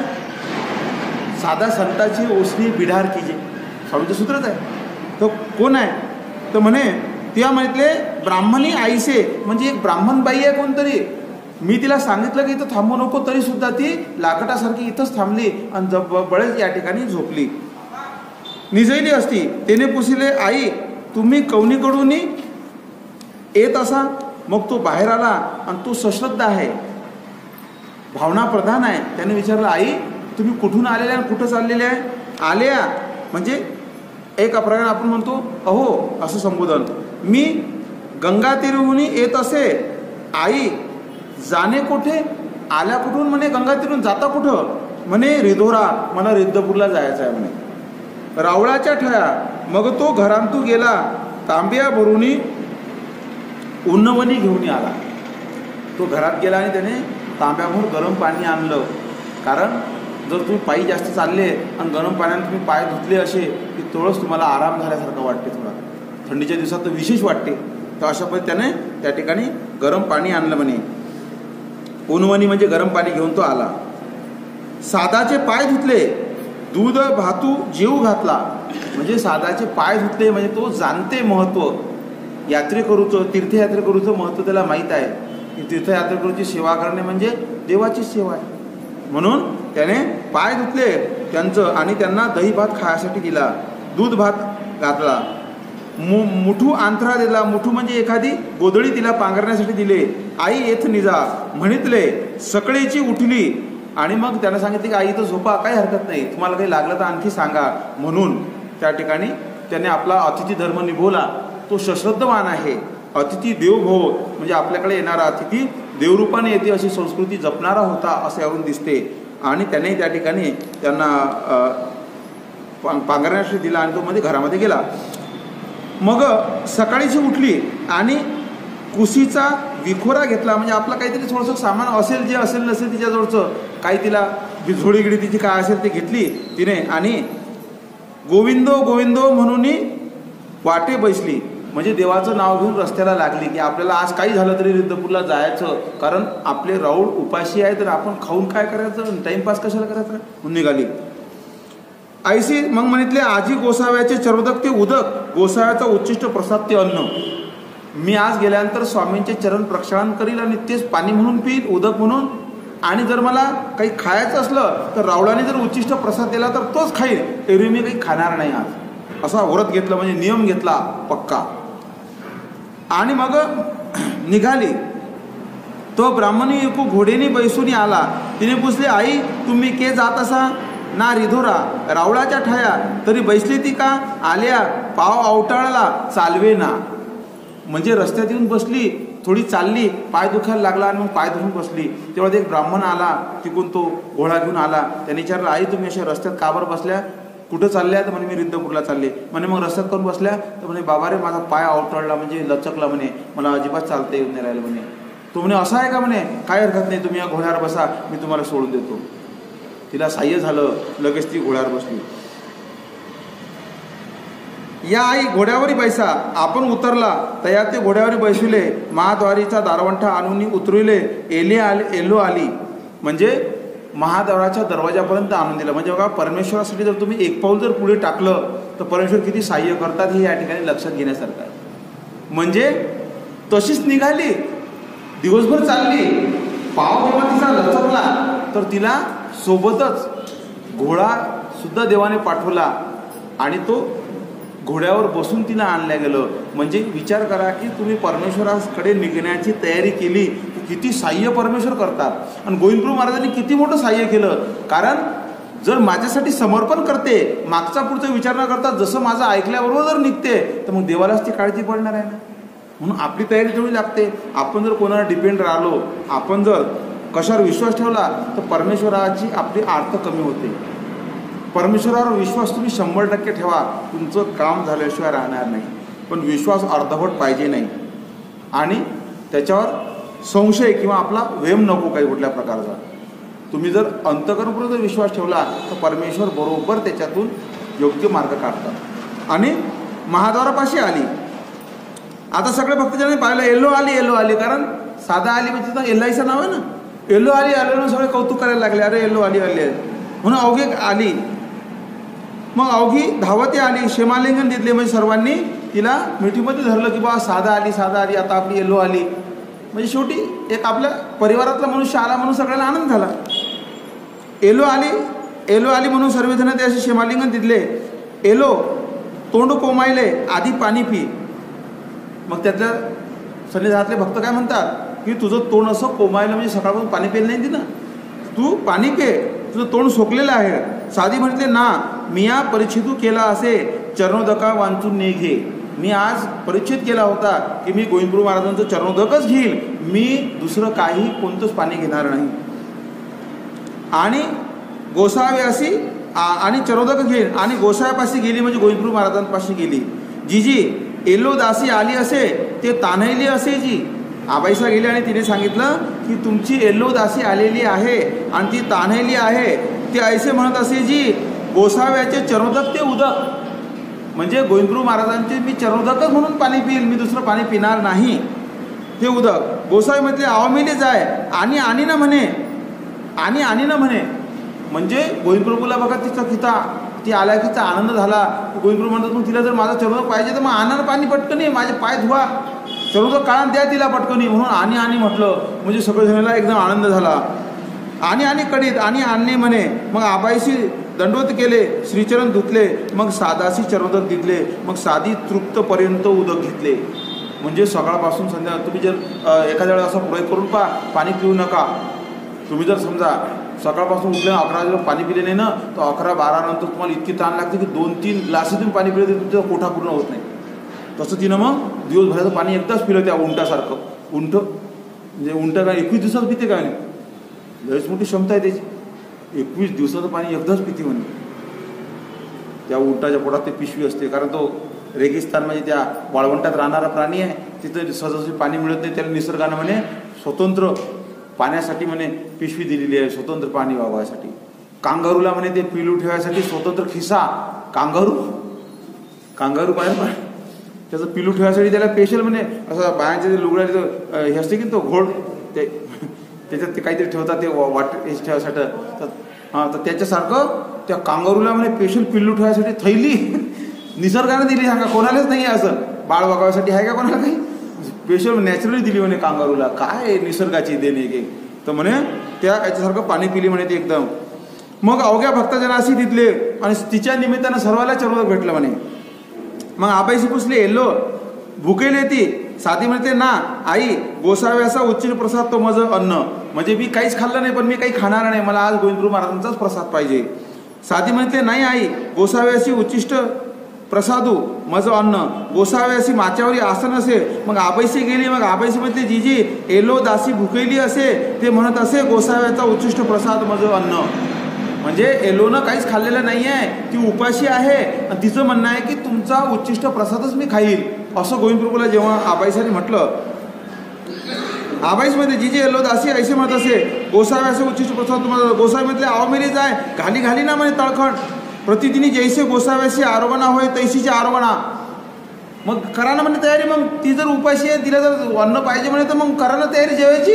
टाईम कोण करून राहिले सगळेजण आशा आहे की बा आपण इथं एवढं जण बसेल आहोत, आपण रोजची विनंती करून राहिलो पण एकाच्याही म्हटल्यानं ऐकलं नाही. तिला उच्चिष्ट पाहिजे होतं तर म्हणतात आणा ताट पाठ ठेवला, लगेच गोविंदप्रभू महाराजांसाठी जेवण आणलं. म्हणजे इथं म्हणतात 11 आणि तिला जायला 8 दिवस लागले असं काही मत आहे. म्हणून 18 दिवस श्रीप्रभू उपोषण स्वीकारले परी एवलीही श्रीमूर्ती कुचंबिली नाही असा प्रमाण दिलेला टीकाकारांनी. म्हणजे परमेश्वराला देहधर्म बाधित नाही याचं उदाहरण या ठिकाणी आहे. देहधर्म त्यांच्यावर परिणाम करत नाही म्हणून त्यांनी 18 दिवस उपोषण स्वीकारलं होतं म्हणे. तर अशा पद्धतीने 18 दिवसानंतर साधा आली आणि साधाला उच्चिष्ट प्रसाद पाहिजे म्हणून गोविंदप्रभू महाराज जेवले. बघा असे काही आभाराचे जीव असतात. इथं सन्निधानात एवढे मोठे जीव आहे पण एकाचे म्हटल्यानं श्रीप्रभूंनी ऐकलं नाही. मात्र साधाला उच्चिष्ट पाहिजे होतं तर देवाने अन्न स्वीकारलं. म्हणजे असे काही भाग्यवान जीव असतात की त्यांची कणव परमेश्वराजवळ किती मोठी असते. दिशाला साधी सरळ आहे पण तिची किती मोठी क्रेडिट आहे की तिच्यासाठी देवाने उच्चिष्ट प्रसाद दिला आणि त्यानिमित्ताने त्यांचं उपोषण भंगलं. म्हणजे अन्न स्वीकारलं गोविंदप्रभू महाराजांनी आणि सर्वांनाही अन्न. बाकीच्यांनी काही उपास केला असेल, कोणी बी काय खात असेल, आता ते गोविंदप्रभू महाराज उदास आहे तर बाकीचे तरी काय जेवत असतील, परंतु सगळ्यांना मोकळं केलं तिने. मग जैसे आरोगणा झाली मग त्याशी प्रसादू झाला. मग अवघ्या भक्तजना जेवणी झाले, प्रसाद झाला. मग ती दिशी आबाईशी इतुका ऐसा ताकू भातू घेतला. म्हणजे आबाईसाने म्हणे थोडंसं अन्न त्या दिवशी स्वीकारलं. जरी नेघते तरी तेवढीशीची गोसावी उठते. म्हणजे हे एक आधीचा प्रसंग सांगतात की 1-2 दिवसाच्या ज्यावेळी उपोषण झालं असेल त्यावेळेस तिने काहीतरी ताकभात घेतला. तो घ्या नव्हता लागत असं चरित्रकाराचं म्हणणं आहे. चरित्रकारांचा हेतू आहे. मुळात तसं असेल की नाही काय माहिती, पण चरित्रकारांनी काही हेतू आपले मांडलेले आहेत. अर्थात ते विद्वान होते. म्हणे चक्रपाणी महाराजांना ते पूर डबल स्वीकारायचं होतं परी भोपा लाहू केला. म्हणजे पुजाऱ्यांना लवकर निक्षेप केला म्हणे असं चरित्रकाराचं म्हणणं आहे.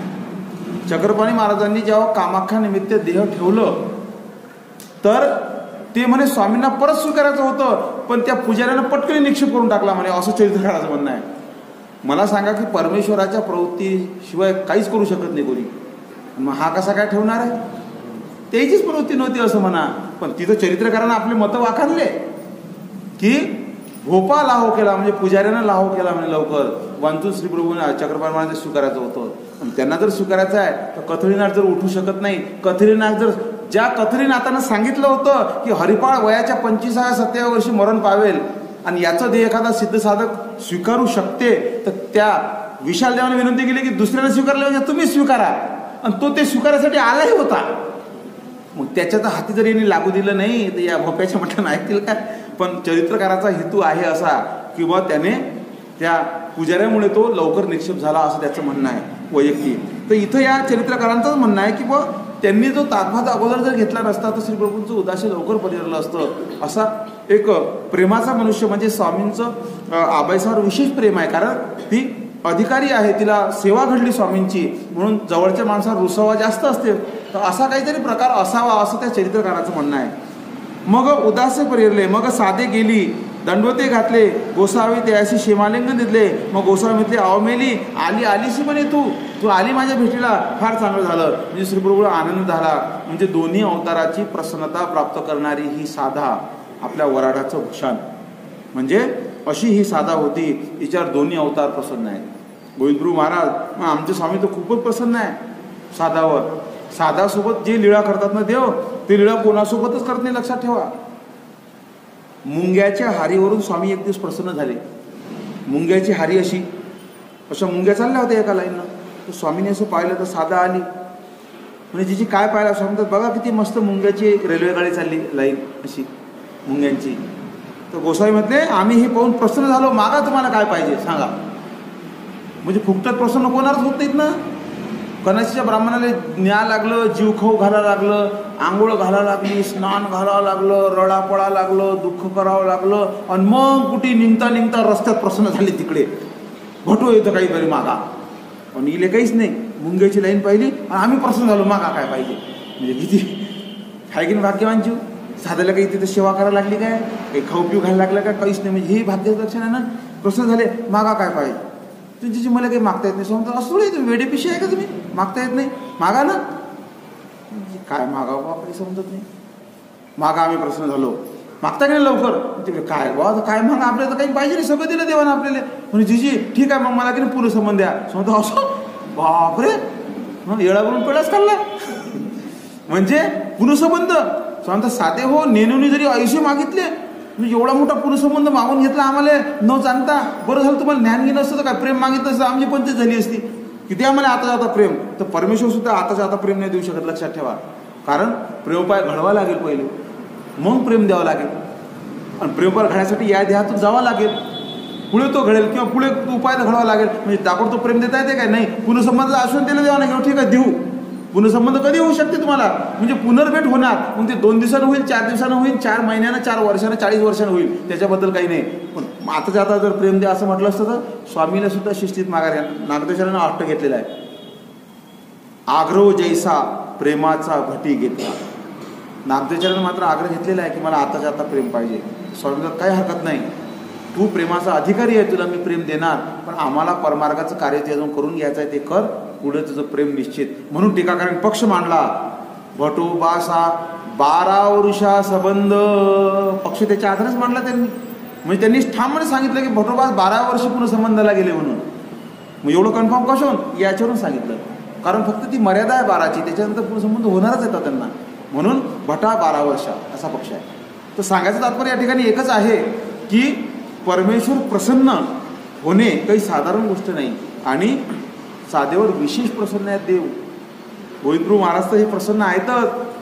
गोविंदप्रभू महाराजांनी तिला डाळ प्रसाद दिला, कोणालाच दिला नाही डाळ प्रसाद. गोसाव्याची डाळ म्हणे पाठीमागची अशी हालत होती. आणि देवानं असं तोंडात बोट टाकलं. आता 125 वर्ष झाले होते ना. आता आपले तर इथं 25-30 मध्येच दातं पडतात, 50-40 मध्येच आपण सगळे आपले फुटाने खाणं बंद. हां त्याचे 125 वर्ष झाल्यानंतर दात पडणारच नाही. 125 वर्ष राज्य केलं ना, तर शेवटी म्हणजे डाळ हालायला लागली. तर ते जास्ती हालायला लागले तर ते म्हणतात असं आहे काय, तोंडात बोट टाकले स्वामीने, काढली अशी उपसून. आणि आल्यानंतर मग आता एवढे जण आहेत ना तिथं. नाट्याचार्य आहेत, पंथाचे पहिले आद्याचार्य, माईम भट्ट आहेत, उमाईसा आहे, एवढे जण आहेत ना.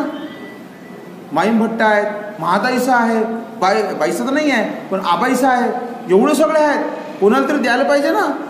साधेला म्हणतात आव मिली जा ये ये म्हणे ये तुझ्यासाठी काढली डाळ खास. म्हणजे हाय की नाही भाग्यवान जीव. जेवढ्या जण तिलेच का आवाज दिला आणि ये म्हणे ये. म्हणती सादेसी लवला ही आहो जरा, झाले प्रसन्न स्वामी श्री प्रभूवरा, दिला प्रसाद दाढे सांभाळ करा. म्हणजे तिला डाळ प्रसाद दिला. आता ती स्वामींचा तो 800 वर्षाच्या अगोदरचा पिंड आणि पाठीमागची डाळ कंप्लीट अशी एवढी एका कांड्या एवढी डाळ आहे ती. एवढी मोठी डाळ तिला भेट दिली. घे घे ना म्हणे. तिला ते डाळ देऊन टाकली. मग तिने बी ते घेतली नमस्कार करून. असा एक कपडा घेतला आणि कपड्यामध्ये ती बांधली आणि आपल्या दंडाला बांधली तिने. दंडाला बघा इथं प्रसाद नमस्काराला भेटत नाही, तिनं तिच्या दंडाला बांधला. पण तो तिला दिला होता, ती त्याची मालकी नाही. दंडाला का तर उठता बसता येता जाता ती असा दंडोत करत होती. म्हणजे तिला हातसोळ करायचं काम नाही. देवपूजा करायची झाली. देवपूजा किती सोपी देवपूजा आहे. वैरागी लोक इथंच विशेष बांधत होते पहिले, जुने वैरागी लोक. कारण कुठे ते पाणी दिवसभर का हातसवळे करतील, कुठून पाणी आणतील. पहिले ते बाटली त्याच्याजवळ एक वैरागी दिवसभरची एक बाटली, त्याचं ते पाणी पुरणार आहे का त्यांना. म्हणून तिथं अशा पातळ कपडा बांधायचा झाली देवपूजा. किंवा मग एक वैरागी मी पाहिला होता की इथं मनगट्टीच्या याच्या मनगट्टीत होता असा विशेष.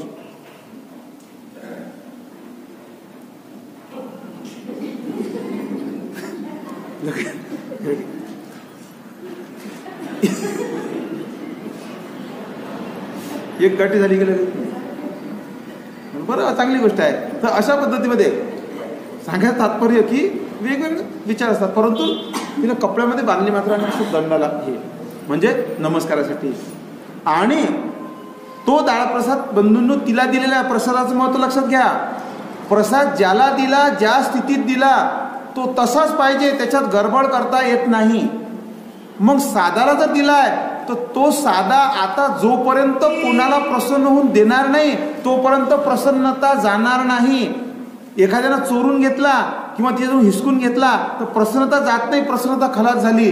म्हणून नाट्याचार्यांना साधाचं रक्षण केलं शेवटपर्यंत की ही प्रसन्न होऊन ज्याला देईल ती प्रसन्नता टिकवायची आहे. म्हणून साधेचं रक्षण करणं होतं. म्हणून जेव्हा साधा चक्रधर स्वामींनी उत्तर दिशेला गमन केलं तर जेव्हा मार्ग घेऊन नाट्याचार्य रेद्रपूरला राहिले 14 वर्ष, गोविंदप्रभू महाराजांच्या नंतर 16 वर्ष असनिधानी फिरले तर साधा अशक्त झाली म्हणे. तिच्याकडून चालल्या जात नव्हतं. आता स्थूळ देह, शरीर स्थूळ आणि थकली, त्याच्यामुळे चालता येत नव्हतं म्हणे.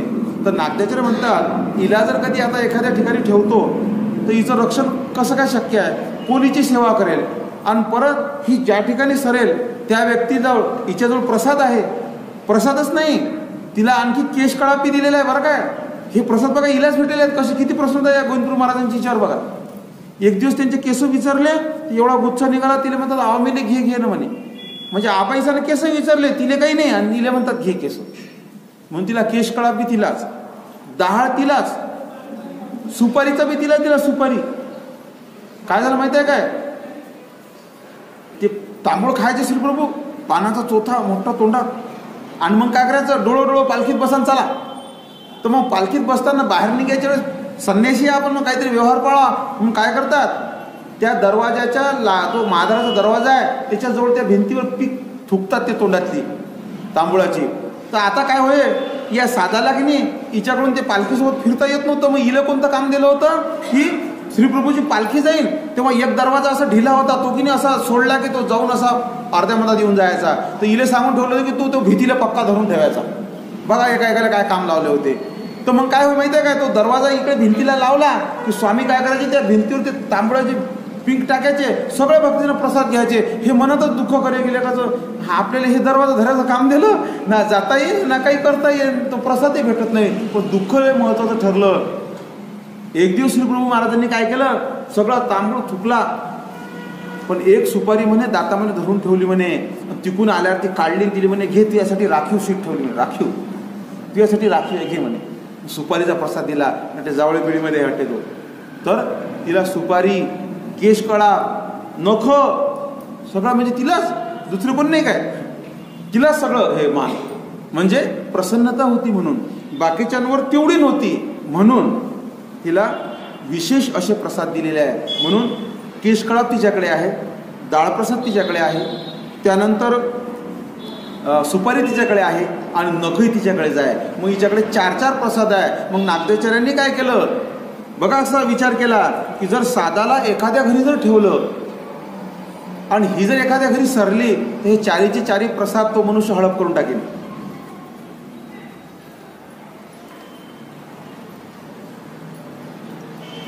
मग आता 4 प्रसाद जर चालले गेले तर पंथाकडे काय राहिलं शिल्लक? मार्गाकडे प्रसाद काय काय नमस्काराला काय काय राहिलं? मार्गाचं नुकसान होऊन जाईल ना. म्हणून नागदेवाचार्यांनी त्या काळात डोकं लावलं, बुद्धी लावली, बुद्धी. आणि नागदेवाचार्याने सादाला निमित्त करून पहिला मठ बांधला निंब्याला. परभणी जिल्ह्यामध्ये हे पाथरी तालुक्यात येते निंबा. तर निंब्याला सगळ्यात पहिला आश्रम बांधला म्हणजे नागदेवाचार्यानं. तिथून पंथात आश्रम बांधायला सुरुवात झाली. हे तर होणारच आहे, कारण ज्येष्ठ श्रेष्ठ जे करतात त्याचं अनुकरण पुढे होतेच. पण नागदेवाचार्यानं एवढं मोठं कारण शोधलं, एवढंसं कारण नाही आहे बरं, एवढं मोठं कारण आहे की साधा जर अशक्त झाली आणि ते जर कुठं राहिली तर तिच्यासोबत मार्ग परत कधी येईल आणि तो प्रसाद मिळते नाही मिळत, म्हणून तिच्याकडे लक्ष करून तिच्यासाठी आश्रम बांधला. पण त्या काळात मात्र कच्चेच मठ होते, पक्के नव्हते. सगळ्यात पहिला पक्का मठ बांधला अमरावतीचा आश्रम कारंजेकर बाबांनी, कारण ते पंजाबाशी धरून होते, मिळून होते आणि त्यांच्याकडे म्हातारा परिवार पुष्कळ झाल्यानंतर त्यांनी त्या काळात जुने ते प्रणय बिडकर बाबा आणि शिवलेकर बाबांची मध्यस्थी घेऊन मला पक्का आश्रम करावं लागते बा. ते नाही म्हणत होते त्यक्ती. बघा त्यक्ती या अधिकरणाने त्यांना आळकाठी घातली की नाही तुम्ही पक्का आश्रम करू नका. तर त्यांनी काही युक्ती लावली, म्हणे माझ्याकडे म्हणे हे जे 100 म्हातारे आहेत तर 50 तुम्ही घ्या आणि 50 तुम्ही घ्या, मी मार्ग पक्का करत नाही, मी बी फिरतो. मग ते म्हणे बा यायचा परिवार आपण कशाला घेऊन, यायचं अंतकरण दुखवा, त्याच्यापेक्षा तुमचा परिवार तुम्ही सांभाळा. मग त्यांनी परवानगी दिली. त्यावेळेस म्हणतात अमरावतीचा मठ पहिला बांधला गेला. मग आता सगळेच पक्के व्हायला लागले.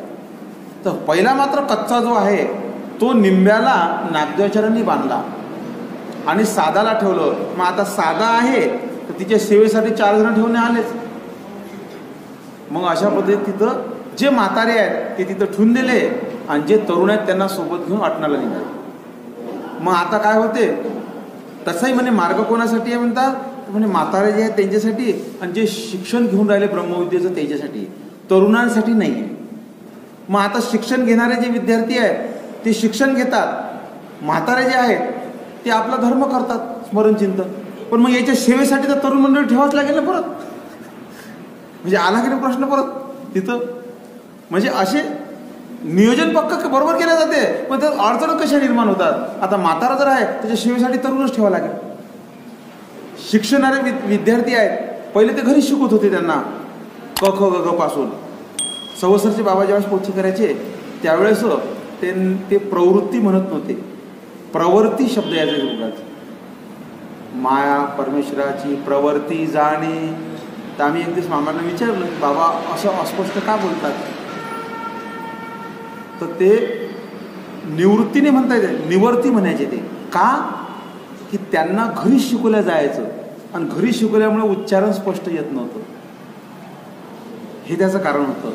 म्हणून मग नंतर जरा शाळेत टाकायला लागले. मग शाळा म्हटलं की आला मग शाळा ठेवायला.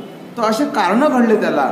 तो नागदेवाचार्यांनी सर्वप्रथम त्यावेळेस निंब्याला मठ बांधला आणि सादाला ठेवलं. तर सादाने म्हणतात तिची बहिणीचा मुलगा आहे म्हणे परशुराम व्यास, सादाच्या बहिणीचा मुलगा आहे म्हणे परशुराम व्यास. गगना गवसनी ते परशुराम व्यासाची. ते पांचाळेश्वरला तिला मुलं होत नव्हते म्हणे, तिला स्वामींनी प्रसाद दिला होता आणि त्याच्यावर मग तिला गर्भधारणा झाली तर तिला 3 मुलं झाले म्हणे.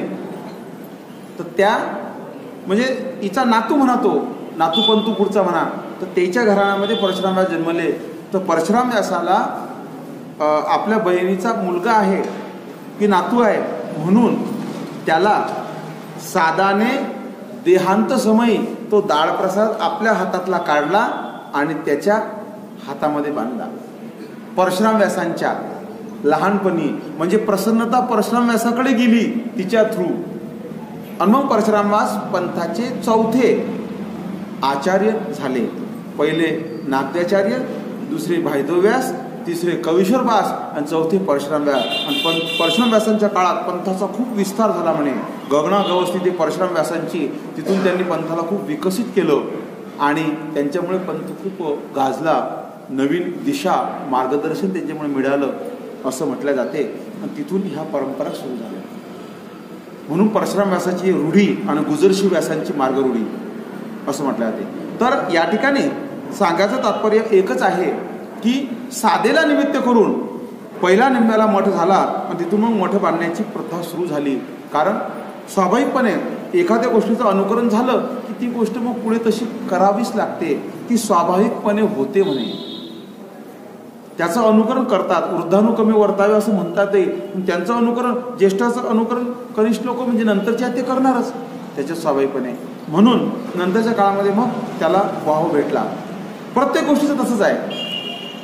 गुरुजांनी एखादी गोष्ट केली की ती तशीच परंपरा पुढे येते आणि ती परंपरा बरोबर पुढे मग तशी तशी हे जाते.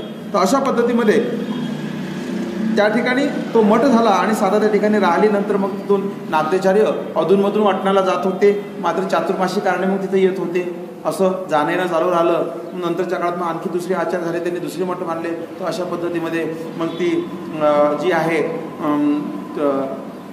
म्हणजे ती जी आहे तर बळेग्रामची जी जानोपाध्ये आहे, जानोपाध्याची जी पुतणी आहे ती कमळौसा, तिने व्हाले, पुणे जिल्ह्यामध्ये व्हाले म्हणून गाव आहे, तिथं मठ बांधला. मग हे असे मठ सुरू झाले.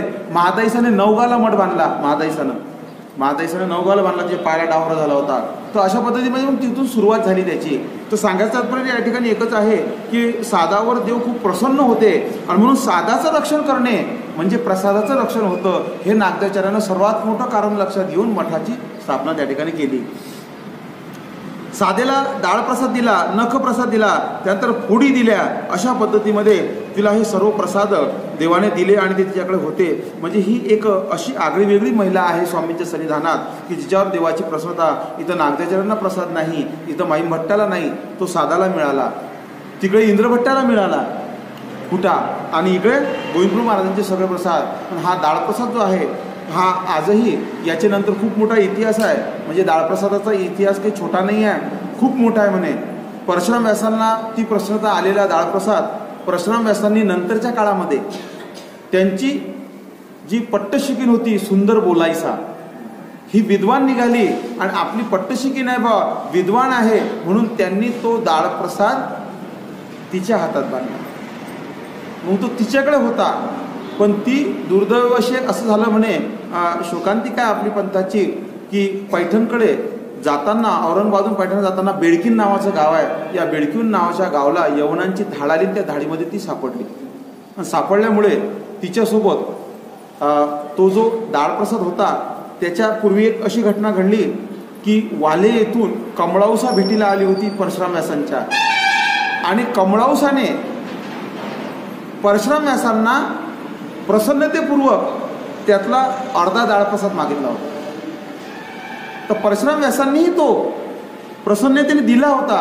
तर तो ज्या सोनाराकडे दिली ते डाळ त्याने बी त्याची मुळी काढून घेतली खालची आणि त्याचे 2 तुकडे करून दिले म्हणे.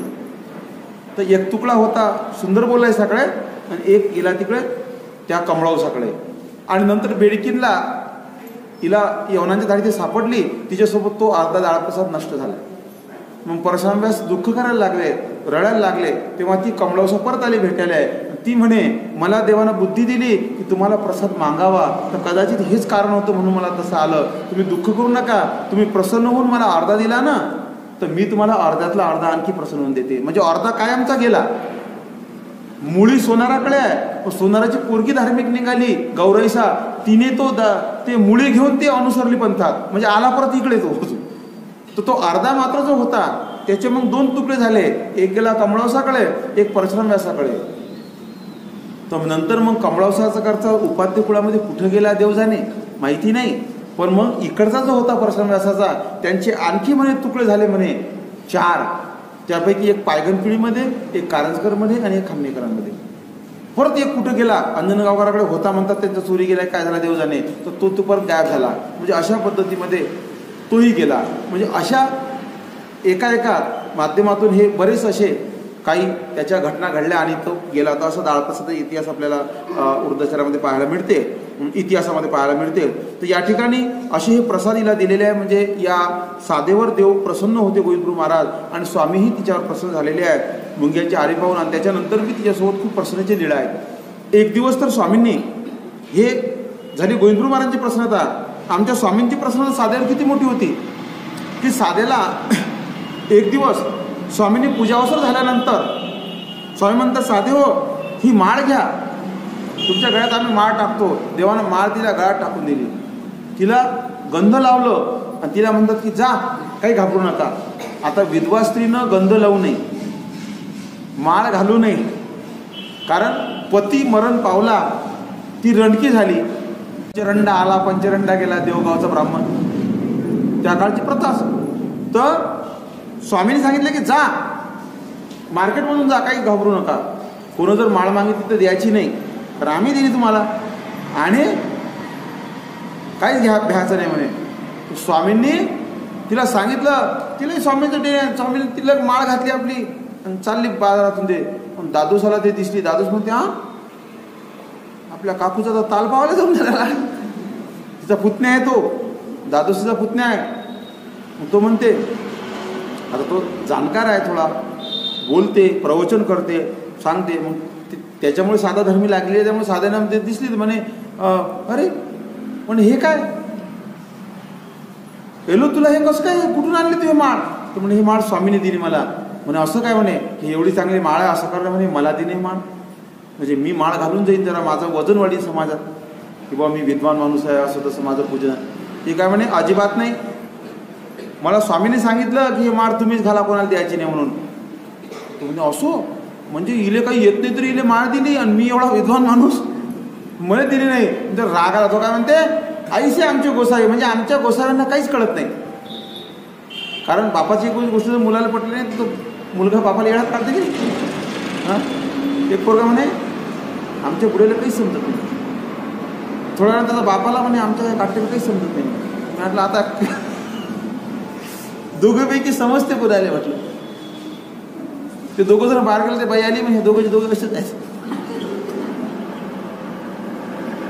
आता केवढी आपण, म्हणजे तो काय म्हणतो, दादोस ऐसे आमचे गोसावी, काहीच समजत नाही आमच्या गोसाव्यांना, कोणाला माळ द्यावी नाही द्यावा. ऐसे आमचे गोसावी रांडा बायलासी माळ देतात. ती रणकी झाली आणि तिला माळ देतात, रांडा बायलासी माळ देतात, असं बोललं. ती साधा आहे, ती म्हणजे असं आहे का? बरं. संध्याकाळी पूजा अवसर झाला, आणि मग तिने ते उभी राहिली, म्हणजे जीजी तुम्ही मला मागाशी माळ दिली होती आणि सांगितलं होतं की माळ घालून जाऊन कोणी मागितली द्यायची नाही. तर जीजी म्हणे, मी घालून गेली म्हणे, मला माळ कोणच मागितली नाही, या दादोसानं मागितली होती म्हणे. तो तिला म्हणते, पण काळात असतं का, आता कशात ते शांत बसणं. ते नाही नाही, मी जे आहे ते सांगणारच आहे म्हणे. मग म्हणे, जीजी यानं मला ते माळ मागितली म्हणे, मग तू दिली काय? म्हणे नाही, म्हणे तुम्ही मला सांगितलं होतं कोणाला द्यायची नाही, मी कशाला देईन म्हणे, मी दिलीच नाही. मग म्हणे जीजी, मग हा काय म्हणते, आईशी आमची गोसावी रांडा बायलाशी माळ देतात ती. तो म्हणे, अरे आता काय करा बाबा, सगळा पचका केला हिने याच्यातला. तो स्वामी बघा काय सुंदर बोलतात. स्वामींचं बोलणं सुवर्ण अक्षराने लिहून ठेवण्यासारखं आहे. स्वामी काय म्हणतात, महात्म्य हो एथुरी जयासी माळ देतली तो रांड नव्हे. म्हणजे ज्याला आम्ही माळ देतो ना, तो आता इथून जीवनात कधीच रणका पडणार नाही. कारण परमेश्वरासोबत जर ज्याचं संबंध झाला, सोयरीक झाली, ती सोयरीकडी तुटते काय? कारण परमेश्वर तुमचा सोयरा आहे. तो सोयरा परमेश्वर जोडा, भजन म्हणता की तुम्ही जोरजोरात, देवपूजा चालू असली की, आणि इकडे आपल्या सोयऱ्यालाच फोन करतात, सोयरा परमेश्वर जोडा, नाही तर घालील यम खोडा.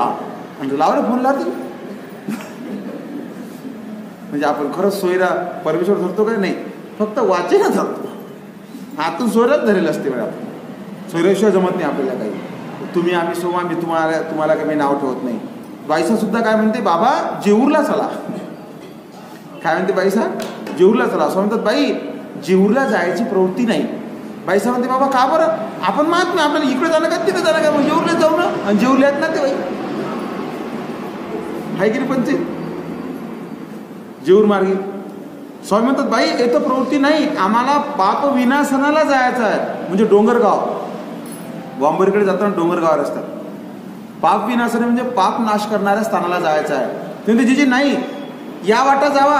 या वाटा काय हरकत आहे, आपण महात्मे इकडे जाऊ. स्वामी म्हणतात बाई आग्रह करू नका, आम्हाला इच्छा नाही म्हणजे जेवढला यायची. बाई सांगते बाबा चालावे. स्वामी अदृश्य झाले. झाले ना अदृश्य? अदृश्य झाले काय? नाही, अरे अदृश्य झाले म्हणजे जी मूळ मूर्ती होती ती लपवली, म्हणजे छोटं रूप धारण केलं, छोटंसं, आणि रिंगणीच्या झाडाखाली गेले. छोटा पॅक एवढीशे. म्हणजे परमेश्वराकडे अनिमा महिमा सिद्धी आहेत.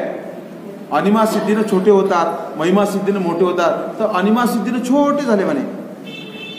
मेहकरला चक्रधर स्वामी बाळकृष्ण झाले की छोटेसे, तर अनिमा सिद्धीनं परमेश्वर लहान होतात, महिमा सिद्धीनं मोठे होतात.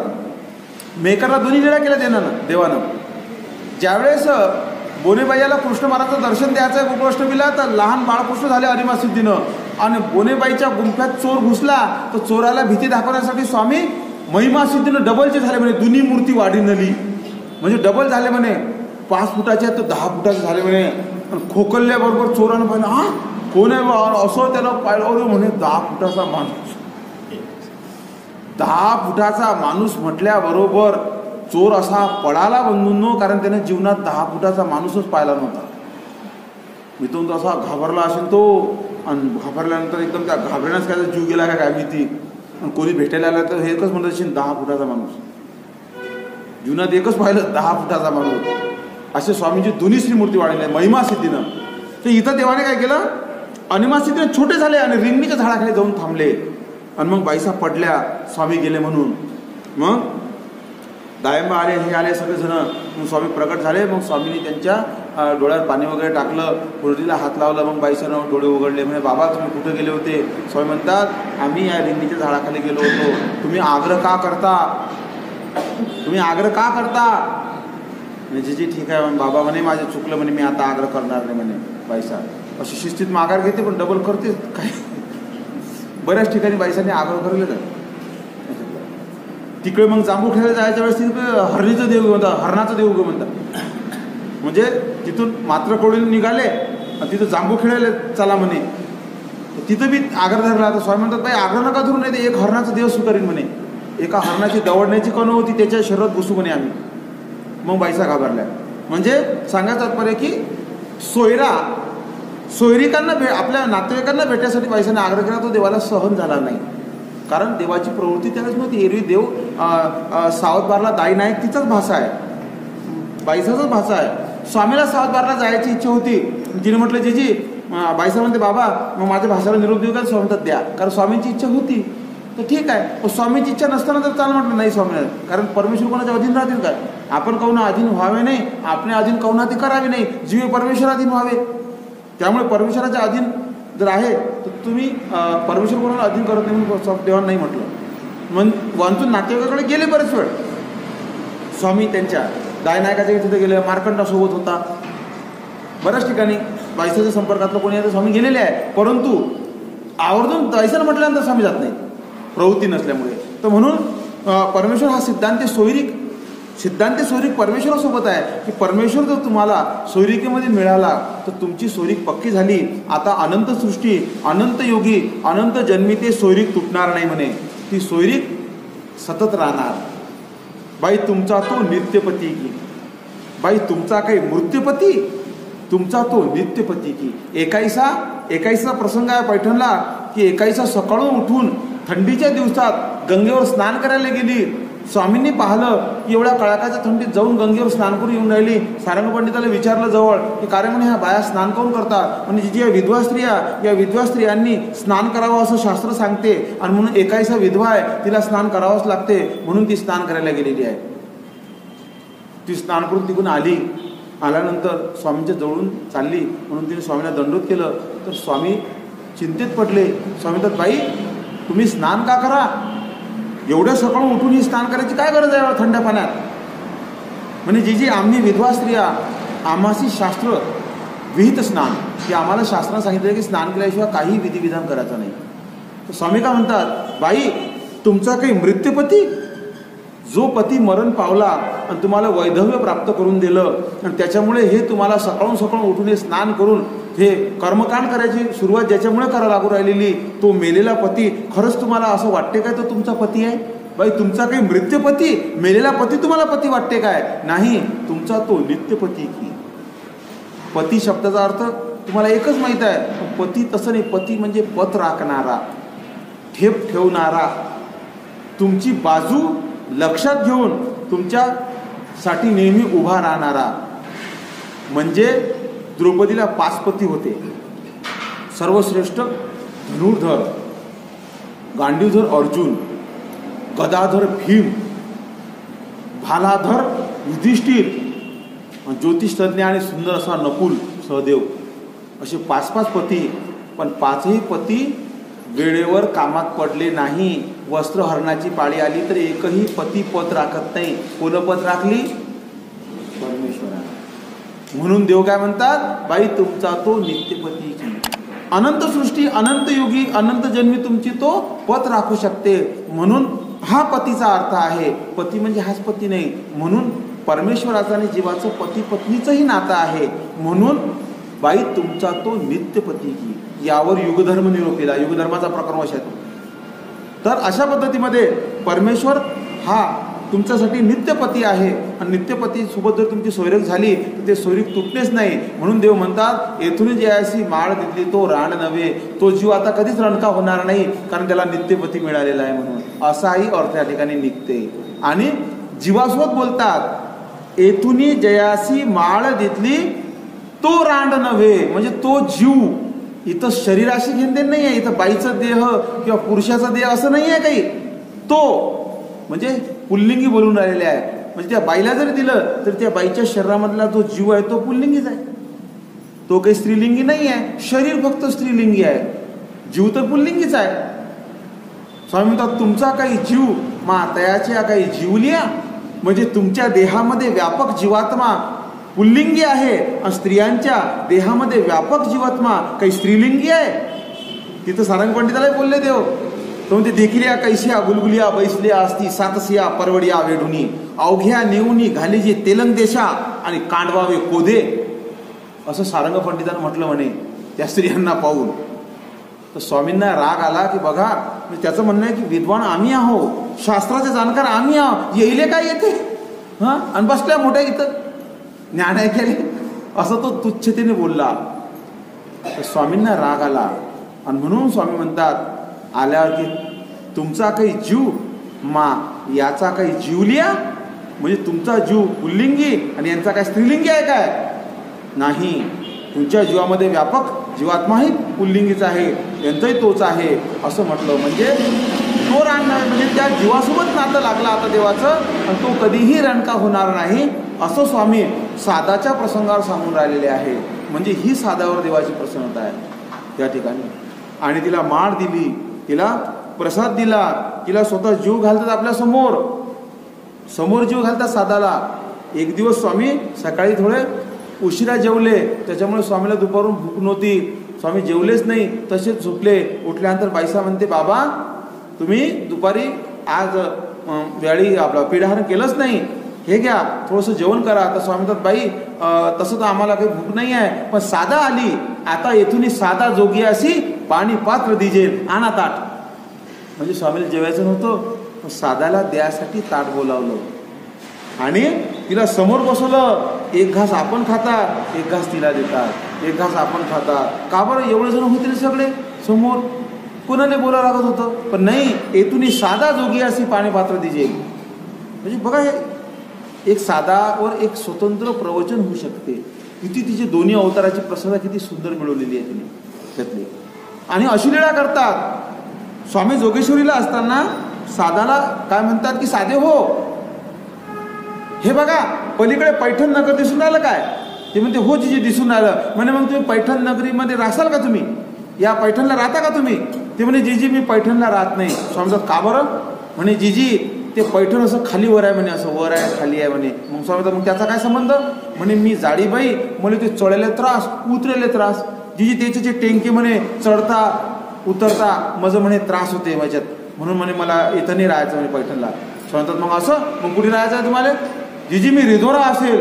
आता रिद्धपूरचं नाव काढलं की स्वामी तर प्रसन्न होऊन जातात, डायरेक्ट उदास असले तरी प्रसन्न होतात. आणि मग स्वामी तर ऐसे तुम्ही रिधोरा म्हणजे रिद्धपूरला राहला का तुम्ही? मग स्वामी म्हणतात मग तर एकदम चांगली गोष्ट आहे बा, मग काय पाहा लागतं सोनं पिवळं. मग स्वामी म्हणतात हे बघा रिद्धपूरला राहताना चांगली गोष्ट आहे, पण रिद्धपूरला तुमचे मामा बी राहतात बरं. मग मामाच्या घरी राहसाल, दाबेरीला जवळच मामा आहे, मामाच्या घरी राहसाल की रिद्धपूरला राहसाल?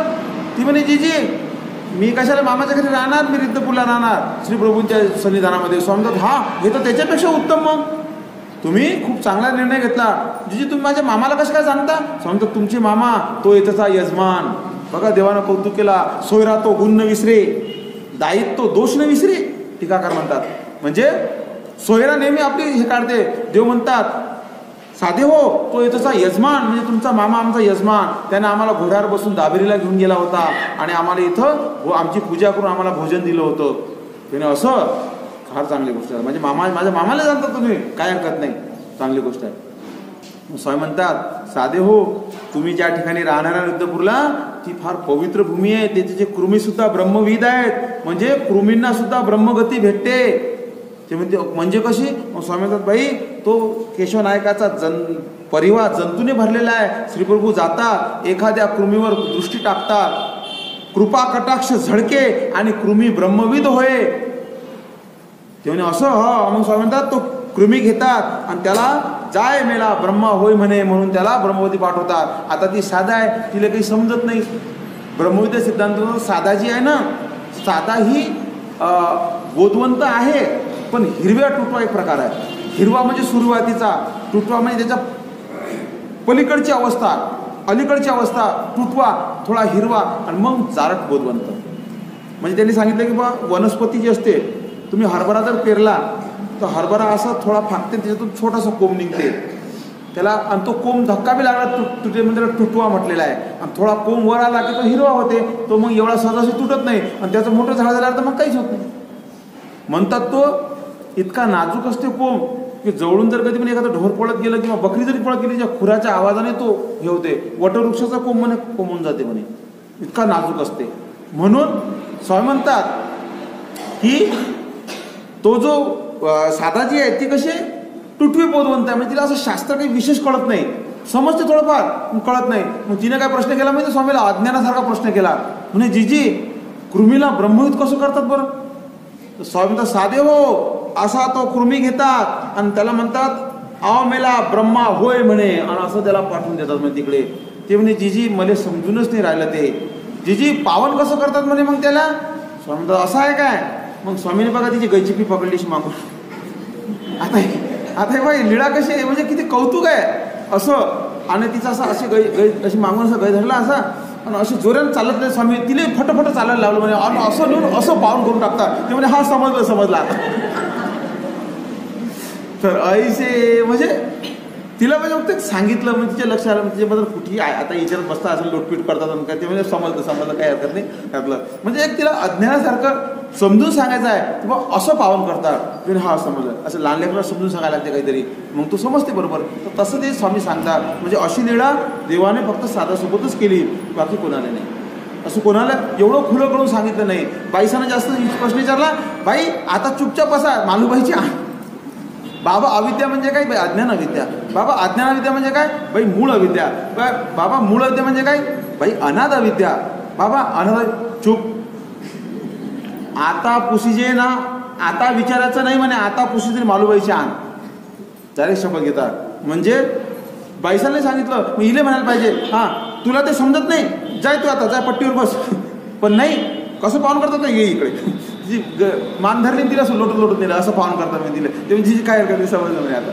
म्हणजे अशा लीळा केल्या तर अशी प्रसन्नता असणारी साधा खरोखर एक भाग्यवान पात्र आहे, जिच्यामुळे आजच्या चरित्रामध्ये आपण पाहिलं की गोविंदप्रभू महाराजांची उदास झालेली प्रकृती साधाच्या चरणोदकाने देवाने पाणी स्वीकार केलं आणि तिच्या प्रसादाने भोजन स्वीकार केलं, तर अशी प्रसन्नता परमेश्वराला प्राप्त करण्याची, परमेश्वराला प्रसन्न करण्याची जी पात्रता आहे ती आपल्यामध्ये यावी असं दुःख करून साधाचे हे चरित्र आठवा. आणि गोविंदप्रभू महाराजांना तिने प्रसन्न केलं. देवाला प्रसन्न करणं सोपी गोष्ट नाही आहे. तर साधासारखं पात्र जिला आपण तिच्या लीळा आपण या ठिकाणी पाहिलं, तर तिच्यामुळे गोविंदप्रभू महाराजांचं उदास्य परिहरलं. तर अशी पात्रता आमच्यामध्ये कधी येईल असं दुःख करून या लीळेचं स्मरण करावं, दुःख करावं. आणि यामध्ये गोविंदप्रभू महाराजांचं प्रसन्नता तिच्यावर कशी होती, ती नख दाळ केशकळाप आणि होडीच्या सुपारीच्या फोडीच्या माध्यमातून ही प्रसन्नता आठवावी. आपली वेळ या ठिकाणी पूर्ण झाली. आपण इथंच थांबू आणि याचाच अर्धविराम देऊ.